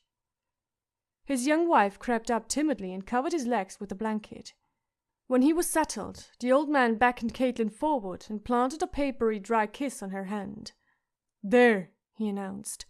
"Now that I have observed the courtesies, my lady, perhaps my sons will do me the honor of shutting their mouths. Why are you here?" "To ask you to open your gates, my lord," Caitlin replied politely. "My son and his lord's bannermen are most anxious to cross the river and be on their way." "To Riverrun?" he sniggered. "Oh, no need to tell me, no need. I'm not blind yet. The old man can still read a map." "To Riverrun," Caitlin confirmed. She saw no reason to deny it. "Where I might have expected to find you, my lord. You are still my father's bannerman, are you not?" "Huh," said Lord Walder, a noisy halfway between a laugh and a grunt. "I called my swords, yes I did. Here they are, you saw them on the walls. It was my intent to march as soon as all my strength was assembled. Well, to send my sons. I'm well past marching myself, Lady Caitlin." He looked around for likely confirmation and pointed to a tall, stooped man of 50 years. "Tell her, Jared. Tell her that was my intent." "It was, my lady," said Sir Jared Frey, one of his sons by his second wife. "On my honor." "Is it my fault that your fool brother lost his battle before we could march?" He leaned back against his cushions and scowled at her, as if challenging her to dispute his version of events. "I'm told the Kingslayer went through him like an axe through ripe cheese. Why should my boys hurry south to die? All those who did go south are running north again." Caitlin would gladly have spitted the querulous old man and roasted him over a fire, but she had only till evenfall to open the bridge. Calmly, she said, "All the more reason that we must reach Riverrun, and soon. Where can we go to talk, my lord?" "We're talking now," Lord Frey complained. The spotted pink hat snapped around. "What are you all looking at?" he shouted at his kin. "Get out of here. Lady Stark wants to speak to me in private. Might be she has designs on my fidelity. Go, all of you. Find something useful to do. Yes, you too, woman. Out, out, out." As his sons and grandsons and daughters and bastards and nieces and nephews streamed from the hall, he leaned close to Caitlin and confessed, "They're all waiting for me to die. Stavron's been waiting for 40 years, but I keep disappointing him. Why should I die just so he can be a lord? I ask you. I won't do it." "I have every hope that you will live to be 100. "That would boil them, to be sure. Oh, to be sure. Now, what do you want to say?" "We want to cross," Caitlin told him. "Oh, do you? That's blunt. Why should I let you?" For a moment her anger flared. "If you were strong enough to climb your own battlements, Lord Frey, you would see that my son has 20,000 men outside your walls." "There'll be 20,000 fresh corpses when Lord Tywin gets here," the old man shot back. "Don't you try and frighten me, my lady. Your husband's in some traitor's cell under the Red Keep, your father's sick, might be dying, and Jaime Lannister's got your brother in chains. What do you have that I should fear? That son of yours? I'll match you son for son, and I'll still have 18 when yours are all dead." "You swore an oath to my father," Caitlin reminded him. He bobbed his head side to side, smiling. "Oh, yes, I said some words, but I swore oaths to the crown too, it seems to me. Joffrey's the king now, and that makes you and your boy and all those fools out there no better than rebels. If I had the sense the gods gave a fish, I'd help the Lannisters boil you all." "Why don't you?" she challenged him. Lord Walder snorted with disdain. "Lord Tywin the proud and splendid, Warden of the West, Hand of the King, oh, what a great man that one is. Him and his gold this and gold that, and lions here and lions there. I'll wager you, he eats too many beans, he breaks wind just like me, but you'll never hear him admit it, oh, no. What's he got to be so puffed up about anyway? Only 2 sons, and one of them's a twisted little monster. I'll match him son for son, and I'll still have 19 and a half left when all of his are dead. He crackled. If Lord Tywin wants my help, he can bloody well ask for it. That was all Caitlin needed to hear. I am asking for your help, my lord, she said humbly. And my father and my brother and my lord husband and my sons are asking with my voice. Lord Walder jabbed a bony finger at her face. Save your sweet words, my lady. Sweet words I get from my wife. Did you see her? 16 she is, a little flower, and her honey's only for me. I wait till she gives me a son by this time next year.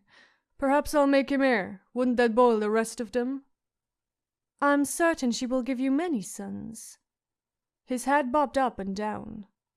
Your lord father did not come to the wedding. An insult, as I see it. Even if he's dying. He never came to my last wedding either. He calls me the late Lord Frey, you know. Does he think I'm dead? I'm not dead, and I promise you I'll outlive him as I outlived his father. Your family is always pissed on me, don't deny it. Don't lie, you know it's true. Years ago, I went to your father and suggested a match between his son and my daughter. Why not? I had a daughter in mind, sweet girl, only a few years older than Edmure.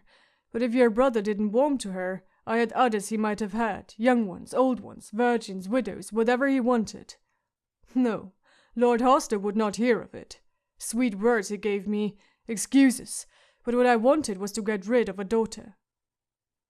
And your sister, that one, she's full as bad. It was, a year ago, no more. Jon Arryn was still the king's hand, and I went to the city to see my sons ride in the tourney. Stavron and Jared are too old for the lists now, but Danwell and Hostine rode, Perwyn as well, and a couple of my bastards tried the melee. If I'd known how they'd shame me, I would have never troubled myself to make the journey. Why did I need to ride all that way to see Hostine knocked off his horse by that Tyrell whelp? I ask you. The boy's half his age, Sir Daisy they call him, something like that. And Danwell was unhorsed by a hedge knight. Some days I wonder if those 2 are truly mine. My third was a Craycall. All of the Craycall women are sluts. Well, never mind about that. She died before you were born. What do you care? I was speaking of your sister. I proposed that Lord and Lady Arryn foster 2 of my grandsons at court, and offered to take their own son to ward here at the twins. Are my grandsons unworthy to be seen at the king's court? They're sweet boys, quiet and mannerly. Walder is Merritt's son, named after me, and the other one, I don't recall. He might have been another Walder. They're always naming them Walder, so I'll favor them, but his father, which one was his father now? His face wrinkled up. Well, whoever he was, Lord Arryn wouldn't have him, or the other one, and I blame your lady's sister for that. She frosted up as if I'd suggested selling her boy to a mama's show or making a eunuch out of him, and when Lord Arryn said the child was going to Dragonstone to foster with Stannis Baratheon, she stormed off without a word of regrets, and all the hand could give me was apologies. What good are apologies, I ask you? Caitlin frowned, disquieted. I had understood that Lysa's boy was to be fostered with Lord Tywin at Casterly Rock. No, it was Lord Stannis, Walder Frey said irritably. Do you think I can't tell Lord Stannis from Lord Tywin? They're both bungholes who think they're too noble to shit, but never mind about that, I know the difference. Or do you think I'm so old I can't remember? I'm 90 and I remember very well. I remember what to do with a woman too. That wife of mine will give me a son before this time next year, I'll wager. Or a daughter, that can't be helped. Boy or girl, it will be red, wrinkled, and squalling, and like as not she'll want to name it Walder or Walder. Caitlin was not concerned with what Lady Frey might choose to name her child. Jon Arryn was going to foster his son with Lord Stannis. You are quite certain of that? Yes, the old man said. Only he died, so what does it matter? You say you want to cross the river? We do. Well, you can't, Lord Walder announced crisply. Not unless I allow it, and why should I? The Tullys and the Starks have never been friends of mine. He pushed himself back in his chair and crossed his arms, smirking, waiting for her answer. The rest was only haggling. A swollen red sun hung low against the western hills when the gates of the castle opened. The drawbridge creaked down, the portcullis winched up, and Lady Caitlin Stark rode forth to rejoin her son and his lord's bannerman. Behind her came Sir Jared Frey, Sir Hostine Frey, Sir Danwell Frey, and Lord Walder's bastard son Ronald Rivers, leading a long column of pikemen, rank on rank of shuffling men in blue steel ringmail and silvery grey cloaks. Robb galloped out to meet her, with Greywind racing beside his stallion. "It's done," she told him. "Lord Walder will grant you your crossing. His swords are yours as well, less 400 he means to keep back to hold the twins. I suggest that you leave 400 of your own, a mixed force of archers and swordsmen. He can scarcely object to an offer to augment his garrison, but make certain you give the command to a man you can trust. Lord Walder may need help keeping faith."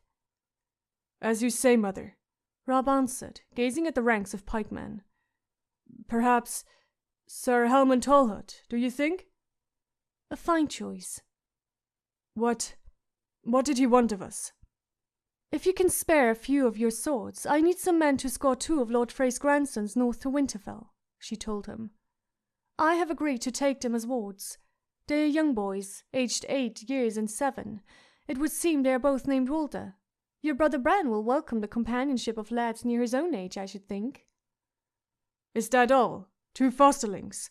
That's a small enough price to—" "Lord Frey's son Oliver will be coming with us," she went on. "He is to serve as your personal squire. His father would like to see him knighted in good time." "A squire?" he shrugged. "Fine, that's fine if he's—" "Also, if your sister Arya is returned to us safely, it is agreed that she will marry Lord Walder's youngest son, Elmer, when the 2 of them come of age." Robb looked nonplussed. "Arya won't like that one bit." "And you are to wed one of his daughters once the fighting is done," she finished. "His lordship has graciously consented to allow you to choose whichever girl you prefer. He has a number he thinks might be suitable." To his credit, Robb did not flinch. "I see." "Do you consent?" "Can I refuse?" "Not if you wish to cross." "I consent," Robb said solemnly. He had never seemed more manly to her than he did in that moment. Boys might play with swords, but it took a lord to make a marriage pact, knowing what it meant. They crossed at even fall as a horned moon floated upon the river. The double column wound its way through the gate of the Eastern Twin like a great steel snake, slithering across the courtyard, into the keep and over the bridge, to issue forth once more from the second castle on the west bank. Caitlin rode at the head of the Serpent, with her son and her uncle Sir Brynden and Sir Stavern Frey. Behind followed 9/10 of their horse, knights, lancers, free riders, and mounted bowmen. It took hours for them all to cross. Afterward, Caitlin would remember the clatter of countless hooves on the drawbridge, the sight of Lord Walder Frey and his litter watching them pass, the glitter of eyes peering down through the slats of the murder holes in the ceiling as they rode through the water tower. The larger part of the northern host, pikes and archers and great masses of men-at-arms and foot, remained upon the east bank under the command of Roose Bolton. Robb had commanded him to continue the march south, to confront the huge Lannister army coming north under Lord Tywin. For good or ill, her son had thrown the dice. Chapter 60. Jon. "Are you well, Snow?" Lord Mormont asked, scowling. "Well," his raven squawked. "Well." "I am, my lord," Jon lied, loudly, as if that could make it true. "And you?" Mormont frowned. "A dead man tried to kill me. How well could I be?" He scratched under his chin. His shaggy grey beard had been singed in the fire, and he'd hacked it off. The pale stubble of his new whiskers made him look old, disreputable, and grumpy. "You do not look well. How is your hand?" "Healing." Jon flexed his bandaged fingers to show him. He had burned himself more badly than he knew throwing the flaming drapes, and his right hand was swathed in silk halfway to the elbow. At the time he'd felt nothing. The agony had come after. His cracked red skin oozed fluid, and fearsome blood blisters rose between his fingers, big as roaches. The master says I'll have scars, but otherwise the hand should be as good as it was before. A scarred hand is nothing. On the wall, you'll be wearing gloves often as not. As you say, my lord. It was not the thought of scars that troubled John. It was the rest of it. Master Aemon had given him milk of the poppy, yet even so, the pain had been hideous. At first it had felt as if his hand were still aflame, burning day and night. Only plunging it into basins of snow and shaved ice gave any relief at all. John thanked the gods that no one but ghosts saw him writhing on his bed, whimpering from the pain. And when at last he did sleep, he dreamt, and that was even worse. In the dream, the corpse he fought had blue eyes, black hands, and his father's face, but he dared not to tell Mormont. Tywin and Haek returned last night, the old bear said. They found no sign of your uncle, no more than the others did. I know. John had dragged himself to the common hall to sup with his friends, and the failure of the Rangers' search had been all the man had been talking of.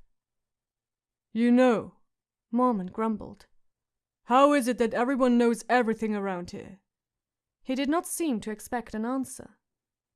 It would seem there were only the two of those creatures, whatever they were. I will not call them men, and thank the gods for that. Any more and, well, that doesn't bear thinking of. There will be more, though. I can feel it in these old bones of mine, and Master Aemon agrees. The cold winds are rising, summer is at an end, and a winter is coming such as this world has never seen. Winter is coming. The stark words had never sounded so grim or ominous to John as they did now. My lord, he asked hesitantly, it said there was a bird last night. There was. What of it? I had hoped for some word of my father. Father! Taunted the old raven, bobbing its head as it walked across Mormont's shoulders. Father! The Lord Commander reached up to pinch its beak shut, but the raven hopped up on his head, fluttered its wings, and flew across the chamber to light above a window. Grieve and noise, Mormont grumbled. That's all they're good for, ravens. Why put up with that pestilential bird? If there was news of Lord Eddard, don't you think I would have sent for you? Bastard or no, you're still his blood. The message concerns Sir Barristan Selmy. It seems he's been removed from the Kingsguard. They gave his place to that black dog Clegane, and now Selmy's wanted for treason. The fools sent some watchmen to seize him, but he slew 2 of them and escaped. Mormont snorted, leaving no doubt of his view of men who'd sent gold cloaks against a knight as renowned as Barristan the Bold. We have white shadows in the woods and unquiet dead stalking our halls, and a boy sits the Iron Throne, he said in disgust. The raven laughed shrilly. Boy, boy, boy! Sir Barristan had been the old bear's best hope, John remembered. If he had fallen, what chance was there that Mormont's letter would be heeded? He curled his hand into a fist. Pain shot through his burned fingers. What of my sisters? The message made no mention of Lord Eddard or the girls. He gave an irritated shrug. Perhaps they never got my letter. Aemon sent 2 copies with his best birds, but who can say? More like Pycelle did not deign to reply. It would not be the first time, nor the last. I fear we count for less than nothing in King's Landing. They tell us what they want us to know, and that's little enough. And you tell me what you want me to know, and that's less, John thought resentfully. His brother Robb had called the banners and ridden south to war, yet no word of that had been breathed to him, save by Samwell Tarly, who'd read the letter to Master Aemon and whispered its contents to John that night in secret, all the time saying how he shouldn't. Doubtless they thought his brother's war was none of his concern. It troubled him more than he could say. Robb was marching, and he was not. No matter how often John told himself that his place was here now, with his new brothers in the wall, he still felt craven. Gorn! The raven was crying. Gorn! Gorn! Oh, be quiet, the old bear told it. Snow, how soon does Master Aemon say you'll have use of that hand back? Soon, John replied. Good. On the table between them, Lord Mormont laid a large sword in a black metal scabbard banded with silver. Here, you'll be ready for this then. The raven flapped down and landed on the table, strutting toward the sword, head cocked curiously. John hesitated. He had no inkling what this meant. My lord? The fire melted the silver off the pommel and burnt the crossguard and grip. Well, dry leather and old wood, what could you expect? The blade, now. You'd need a fire 100 times as hot to harm the blade. Mormont shoved the scabbard across the rough oak planks. I had the rest made anew. Take it. Take it, echoed his raven, preening. Take it. Awkwardly, John took the sword in hand. His left hand. His bandaged right was still too raw and clumsy. Carefully, he pulled it from its scabbard and raised it level with his eyes. The pommel was a hunk of pale stone weighted with lead to balance the long blade. It had been carved into the likeness of a snarling wolf's head, with chips of garnet set into the eyes. The grip was virgin leather, soft and black, as yet unstained by sweat or blood. The blade itself was a good half-foot longer than those John was used to, tapered to thrust as well as slash, with 3 fullers deeply incised in the metal. Where ice was a true 200 greatsword, this was a hand and a halfer, sometimes named a bastard sword. Yet the wolf sword actually seemed lighter than the blades he had wielded before.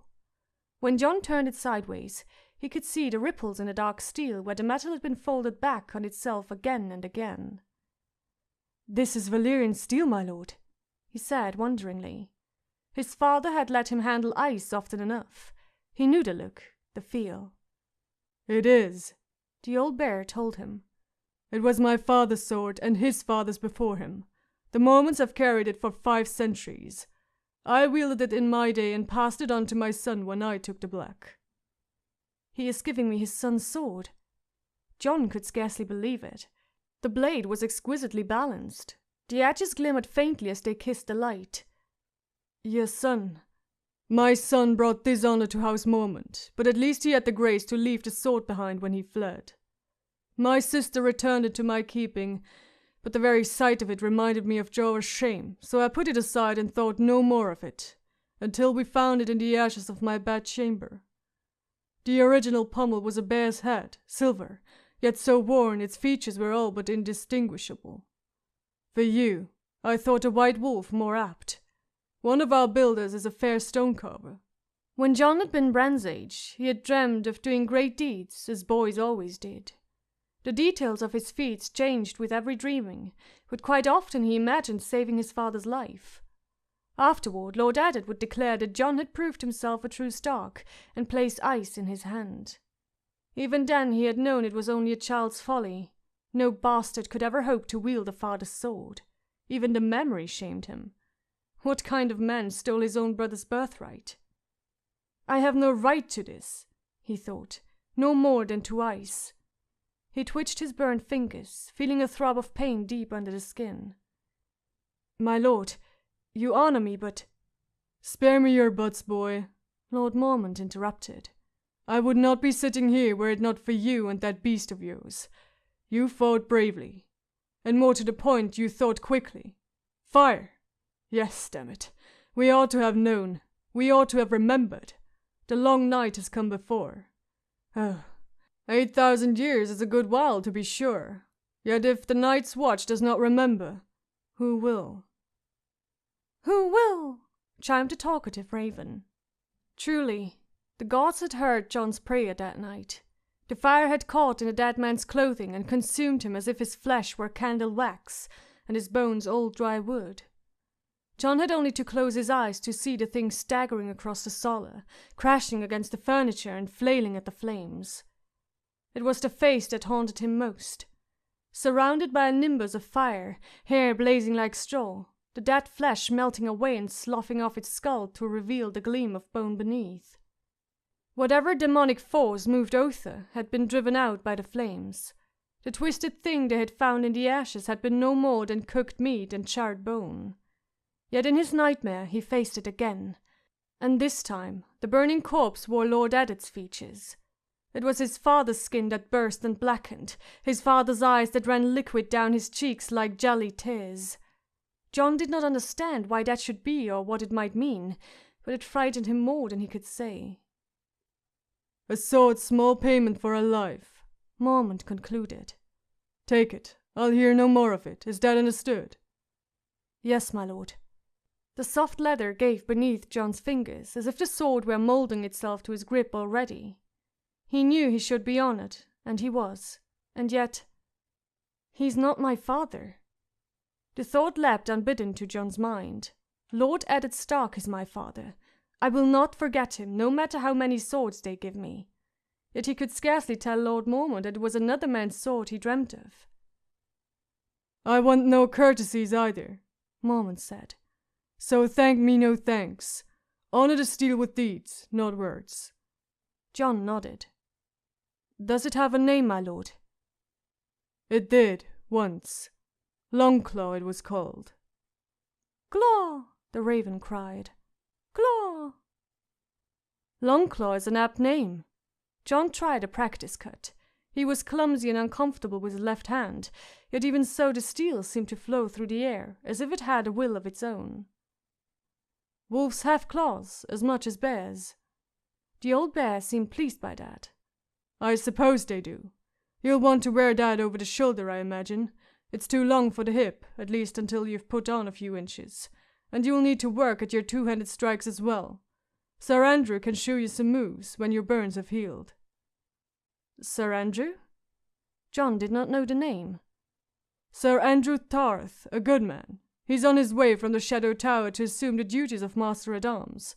Sir Alistair Thorne left yestermoon for Eastwatch by the sea." John lowered the sword. "Why?" he said stupidly. Mormont snorted. "Because I sent him, why do you think? He's bringing the hand your ghost tore off the end of Jafer Flower's wrist. I've commanded him to take ship to King's Landing and lay it before this boy king. That should get young Joffrey's attention, I think. And Sir Alistair's a knight, high-born, anointed, with old friends at court, altogether harder to ignore than a glorified crow." "Crow!" John thought the raven sounded faintly indignant. "As well," the Lord Commander continued, ignoring the bird's protest. "It puts 1,000 leagues twixt him and you without it seeming a rebuke." He jabbed a finger up at John's face. "And don't think this means I approve of that nonsense in the common hall. Valor makes up for a fair amount of folly, but you're not a boy anymore, however many years you've seen. That's a man's sword you have there, and it will take a man to wield her. I'll expect you to act a part, henceforth." "Yes, my lord." John slid the sword back into the silver-banded scabbard. If not the blade he would have chosen, it was none the less a noble gift, and freeing him from Alistair Thorne's malignance was nobler still. The old bear scratched at his chin. "I had forgotten how much a new bird itches," he said. "Well, no help for that. Is that hand of yours healed enough to resume your duties?" "Yes, my lord." "Good. The night will be cold. I'll want hot spice wine. Find me a flagon of red, not too sour, and don't skimp on the spices. And tell Hob that if he sends me boiled mutton again, I'm like to boil him. That last haunch was grey. Even the bird wouldn't touch it." He stroked the raven's head with his thumb, and the bird made a contented quaking sound. "Away with you. I've work to do." The guards smiled at him from their niches as he wound his way down the turret stair, carrying the sword in his good hand. "Sweet steel," one man said. "You earned that, Snow," another told him. John made himself smile back at them, but his heart was not in it. He knew he should be pleased, yet he did not feel it. His hand ached, and the taste of anger was in his mouth, though he could not have said who he was angry with or why. A half-dozen of his friends were lurking outside when he left the King's Tower, where Lord Commander Mormont now made his residence. They'd hung a target on the granary doors, so they could seem to be honing their skills as archers, but he knew lurkers when he saw them. No sooner did he emerge than Pip called out, "Well, come about, let's have a look." "At what?" John said. Toad sidled close. "Your rosy butt cheeks, what else?" "The sword," Gran stated. "We want to see the sword." John raked him with an accusing look. You knew? Pip grinned. We're not dull as dumb as Gren. You're so, insisted Gren. You're dumber. Halder gave an apologetic shrug. I helped Pate carve the stone for the pommel, the builder said. And your friend Sam bought the garnets in Molestown. We knew even before that, though, Gren said. Raj has been helping Donald Noy in the forge. He was there when the old bear brought him the burnt blade. The sword, Matt insisted. The others took up the chant. The sword, the sword. John unsheathed Longclaw and showed it to them, turning it this way and that so they could admire it. The bastard blade glittered in the pale sunlight, dark and deadly. Valyrian steel, he declared solemnly, trying to sound as pleased and proud as he ought to have felt. I heard of a man who had a razor made of Valyrian steel, declared Toad. He cut his head off trying to shave. Pip grinned. The Night's Watch is thousands of years old, he said, but I'll wager Lord Snow's the first brother ever honored for burning down the Lord Commander's tower. The others laughed, and even John had to smile. The fire he'd started had not, in truth, burned down that formidable stone tower, but it had done a fair job of gutting the interior of the top 2 floors, where the old bear had his chambers. No one seemed to mind that very much, since it had also destroyed Other's murderous corpse. The other white, the one-handed thing that had once been a ranger named Jafer Flowers, had also been destroyed, cut near to pieces by a dozen swords, but not before it had slain Sir Jeremy Ricker and 4 other men.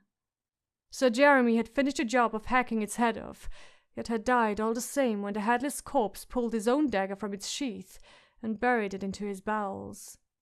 Strength and courage did not avail much against foemen who would not fall because they were already dead. Even arms and armor offered small protection. That grim thought soured John's fragile mood. I need to see Hob about the old bear's supper, he announced briskly, sliding Longclaw back into its scabbard. His friends meant well, but they did not understand. It was not their fault, surely. They had not had to face Other. They had not seen the pale glow of those dead blue eyes, had not felt the cold of those dead black fingers.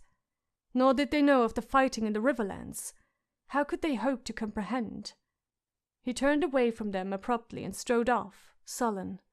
Pip called after him, but John paid him no mind. They had moved him back to his old cell in Tumbledown Hardin's tower after the fire, and it was there he returned. Ghost was curled up asleep beside the door, but he lifted his head at the sound of John's boots. The direwolf's red eyes were darker than Garnet's and wiser than men. John knelt, scratched his ear, and showed him the pommel of the sword. Look, it's you. Ghost sniffled at his carved stone likeness and tried a lick. John smiled. You're the one deserves an honor, he told the wolf, and suddenly he found himself remembering how he'd found him that day in late summer snow. They had been riding off with the other pups, but John had heard a noise and turned back, and there he was, white fur almost invisible against the drifts. He was all alone, he thought, apart from the others in the litter. He was different, so they drove him out. John? He looked up. Samuel Tarley stood rocking nervously on his heels.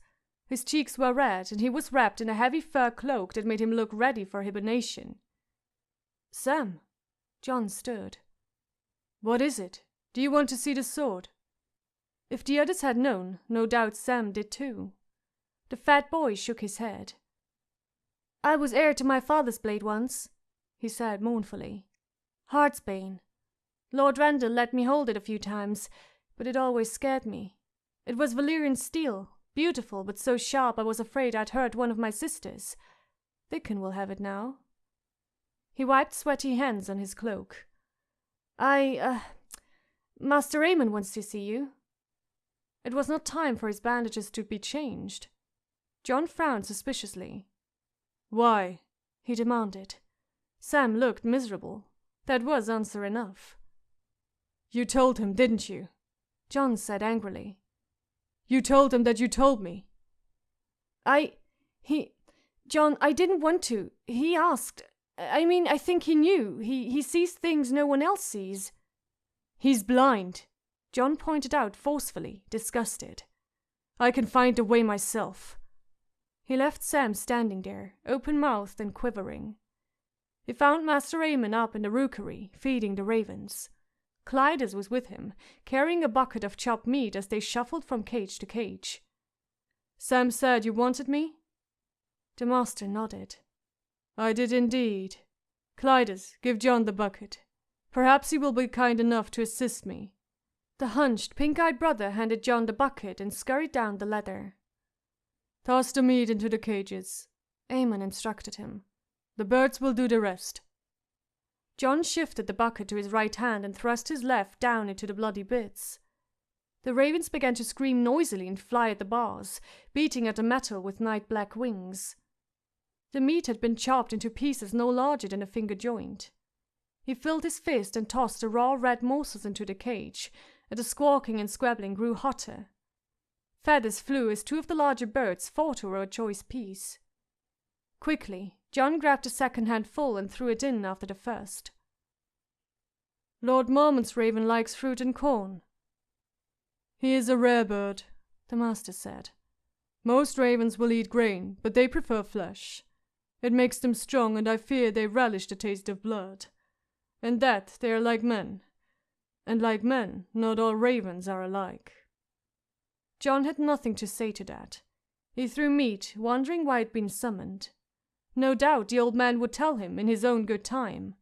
Master Aemon was not a man to be hurried. "Doves and pigeons can also be trained to carry messages," the master went on. "Though the raven is a stronger flyer, larger, bolder, far more clever, better able to defend itself against hawks. Yet ravens are black, and they eat the dead, so some godly man abhorred them. Balor the Blessed tried to replace all the ravens with doves, did you know?" The master turned his white eyes on John, smiling. "The Night's Watch prefers ravens." John's fingers were in the bucket, blood up to the wrist. "Tywin says the wildlings call us crows," he said uncertainly. "The crow is the raven's poor cousin. They're both baggers in black, hated and misunderstood." John wished he understood what they were talking about, and why. What did he care about ravens and doves? If the old man had something to say to him, why couldn't he just say it? "John, did you ever wonder why the men of the Night's Watch take no wives and father no children?" Master Aemon asked. John shrugged. "No." He scattered more meat. The fingers of his left hand were slimy with blood, and his right throbbed from the weight of the bucket. "So they will not love," the old man answered. "For love is the bane of honor and the death of duty." That did not sound right to John, yet he said nothing. The master was 100 years old, and a high officer of the Night's Watch. It was not his place to contradict him. The old man seemed to sense his doubts. "Tell me, John, if the day should ever come when your Lord Father must needs choose between honor on the one hand and those he loves on the other, what would he do?" John hesitated. He wanted to say that Lord Eddard would never dishonor himself, not even for love. Yet inside a small sly voice whispered, "He fathered a bastard. Where was the honor in that? And your mother, what of his duty to her? He will not even say her name." "He would do whatever was right," he said, ringingly, to make up for his hesitation. "No matter what." "Then Lord Eddard is a man in 10,000. Most of us are not so strong. What is honor compared to a woman's love? What is duty against the feel of a newborn son in your arms, or the memory of a brother's smile? Wind and words, wind and words. We're only human, and the gods have fashioned us for love. That is our great glory and our great tragedy." The men who formed the Night's Watch knew that only their courage shielded the realm from the darkness to the north. They knew they must have no divided loyalties to weaken their resolve. So they vowed they would have no wives, nor children. Yet brothers they had, and sisters. Mothers who gave them birth, fathers who gave them names. They came from 100 quarrelsome kingdoms, and they knew times may change, but men do not. So they pledged as well that the Night's Watch would take no part in the battles of the realms it guarded. They kept their pledge. When Aegon slew Black Heron and claimed his kingdom, Heron's brother was Lord Commander on the Wall, with 10,000 swords to hand. He did not march. In the days when the 7 kingdoms were 7 kingdoms, not a generation passed that 3 or 4 of them were not at war. The Watch took no part. When the Andals crossed the narrow sea and swept away the kingdoms of the first men, the sons of the fallen kings held true to their vows and remained at their posts. So it has always been, for years beyond counting. Such is the price of honor. A craven can be as brave as any man when there is nothing to fear, and we all do our duty when there is no cost to it. How easy it seems then to walk the path of honor. Yet soon or late in every man's life comes a day when it is not easy, a day when he must choose. Some of the ravens were still eating, long, stringy bits of meat dangling from their beaks. The rest seemed to be watching him. Jon could feel the weight of all those tiny black eyes. And this is my day. Is that what you're saying? Master Aemon turned his head and looked at him with those dead white eyes. It was as if he were seeing right into his heart. Jon felt naked and exposed. He took the bucket in both hands and flung the rest of the slops through the bars. Strings of meat and blood flew everywhere, scattering the ravens. They took to the air, shrieking wildly. The quicker birds snatched morsels on the wing and gulped them down greedily. Jon let the empty bucket clang to the floor. The old man laid a withered, spotted hand on his shoulder. "It hurts, boy," he said softly. "Oh yes, choosing. It has always hurt, and always will. I know." "You don't know," Jon said bitterly. "No one knows. Even if I'm a bastard, he's still my father." Master Aemon sighed. "Have you heard nothing I've told you, Jon? Do you think you're the first?" He shook his ancient head, a gesture weary beyond words. 3 times the gods saw fit to test my vows. Once when I was a boy, once in the fullness of my manhood, and once when I had grown old. By then my strength was fled, my eyes grown dim, yet the last choice was as cruel as the first. My ravens would bring the news from the south, words darker than their wings, the ruin of my house, the death of my kin, disgrace and desolation. What could I have done, old, blind, frail? I was helpless as a suckling babe, yet still it grieved me to sit forgotten as they cut down my brother's poor grandson, and his son, and even the little children. Jon was shocked to see the shine of tears in the old man's eyes. "Who are you?" he asked quietly, almost in dread. A toothless smile quivered on the ancient lips. "Only a master of the Citadel, bound in service to Castle Black and the Night's Watch. In my order, we put aside our house names when we take our vows and don the collar." The old man touched the master's chain that hung loosely around his thin, fleshless neck. "My father was Maekar, the first of his name, and my brother Aegon reigned after him in my stead. My grandfather named me for Prince Aemon the Dragon Knight, who was his uncle or his father, depending on which tale you believe. Aemon, he called me." "Aemon Targaryen?" Jon could scarcely believe it. "Once," the old man said. "Once. So you see, Jon, I do know. And knowing, I will not tell you stay or go. You must make that choice yourself, and live with it all the rest of your days. As I have." His voice fell to a whisper. "As I have."